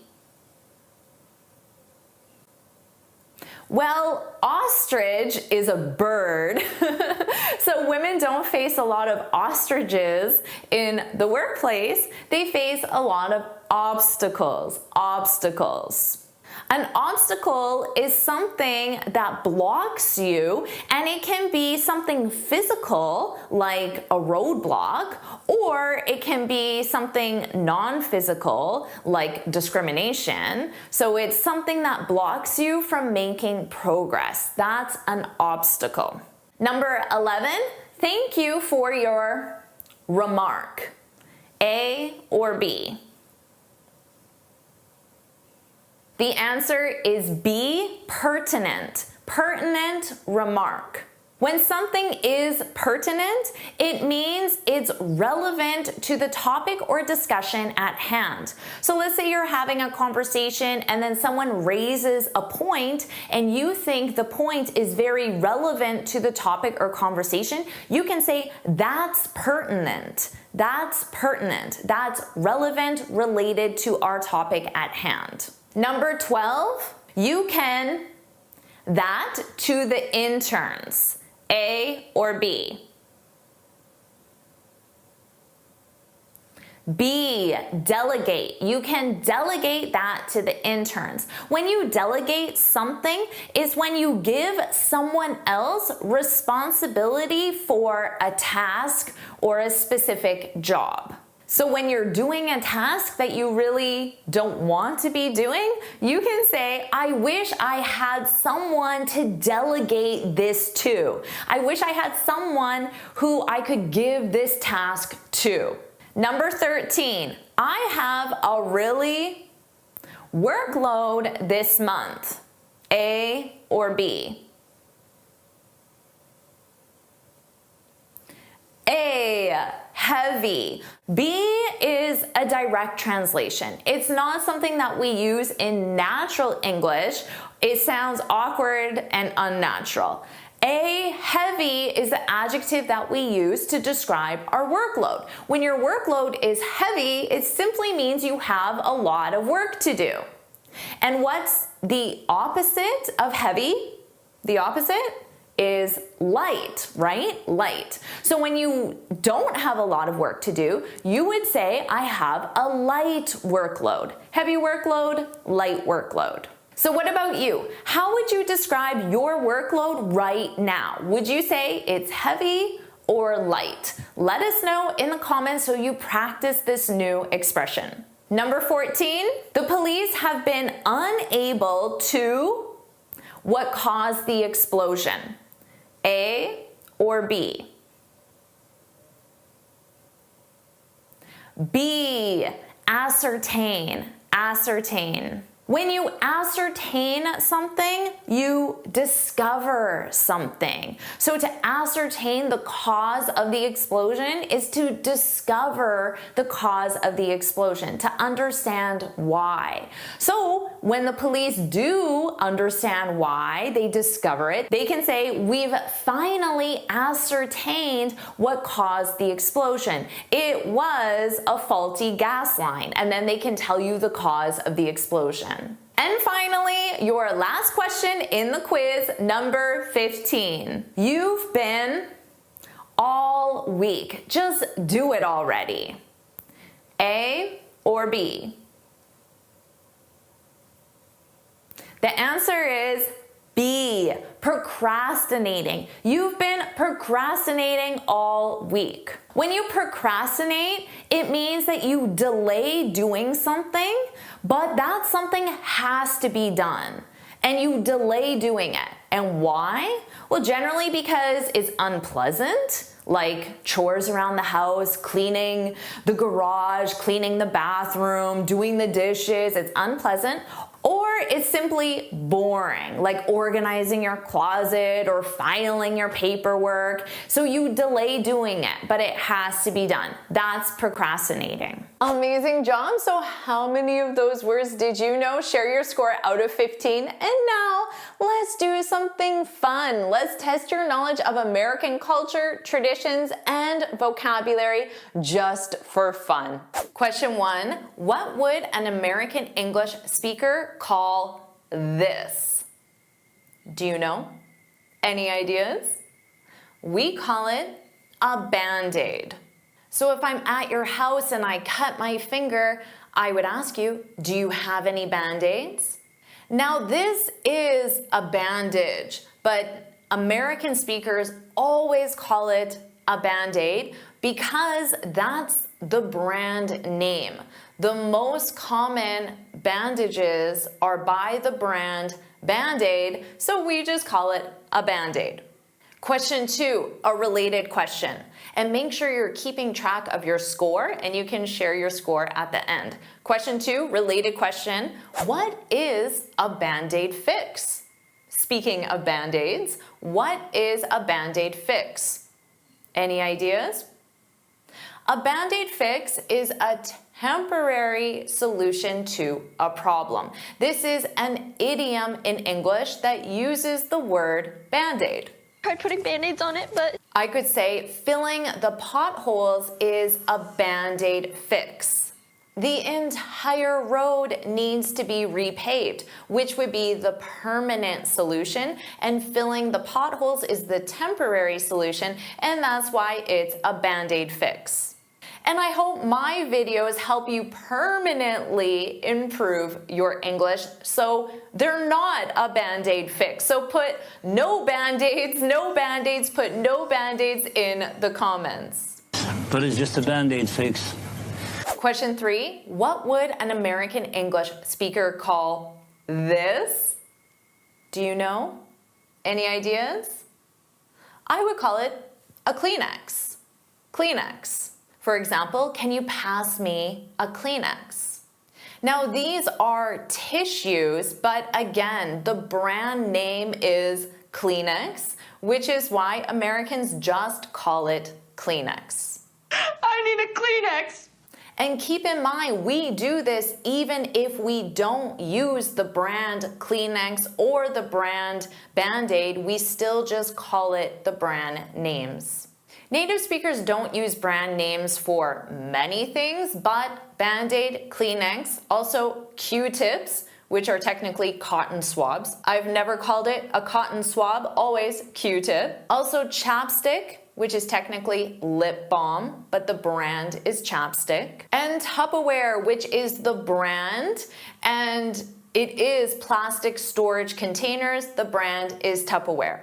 So these are the main ones where Native American English speakers just use the brand name. Question 4, this is a fun one. I'm an American at a baseball game. What am I most likely eating? What am I most likely eating? What do you think? Put it in the comments. I'm eating a hot dog. That's right. Baseball and hot dogs are synonymous. Now there are other options, but I'm most likely eating a hot dog. And if you asked this question to 10 Americans, I'm pretty sure all 10 would choose hot dog. But other common food items maybe you said are peanuts, popcorn, pretzels, or nachos. But again, most likely, I'm eating a hot dog. Question 5, another fun question. What does the tooth fairy do? American traditions. What does the tooth fairy do? Any ideas? The tooth fairy takes your tooth from under your pillow and leaves you money in return. This is, of course, for little kids when they lose their baby teeth.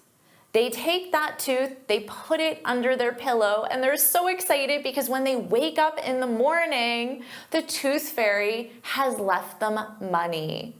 And of course, the mom and dad are tooth fairy, but the little kids, they believe in tooth fairies until, of course, they grow up and realize it was their mom and dad leaving them money. Does that tradition exist in your culture, or does that sound super weird to you? The idea of putting your tooth that fell out of your mouth under your pillow and then waking up in the morning and getting money. Does that sound weird? Because traditions can definitely sound weird if they're not part of your culture. But of course, to me, that sounds totally normal, and it was a part of my childhood. So what's your score so far? Let's move on. Question 6. If I ask you to complete a task, what two words should you use to accept that task? Any ideas? Let me give you a hint. Will you do me a favor and subscribe to my channel, like this video, and share it with your friends? And to accept this task, two words. What can you say? Will do. Will do. Will do, Jennifer. Will do ASAP as soon as possible. You can do it right now. Just click subscribe and like. Or if you want to sound super American and very confident, you can reply back with one word and say done. Done. Because you're expressing it as if you have already done it. So you're putting it in the past tense to show how confident you are that you accept and will do this task. But remember those two words, will do. Question 7. If I'm starting to get angry because I'm hungry, I'm hangry. You knew this one, right? I've taught this to my students in many different videos and shorts as well. I'm hangry, which is a combination of hungry and angry. Someone's hangry. I'm not hangry, Tito. Question 8, another culture and traditions question. What do Americans most commonly eat on Thanksgiving? Do you know? Of course, it's turkey. Turkey is synonymous with Thanksgiving. In fact, a lot of people call it Turkey Day. If you Google Turkey Day, it will tell you the date of Thanksgiving. Question 9, what does let's Uber it? Let's Uber it. What does let's Uber it mean? Any ideas? This means let's take an Uber. So notice how I'm turning Uber, which is a noun. If you're not sure, Uber is an alternative to a taxi.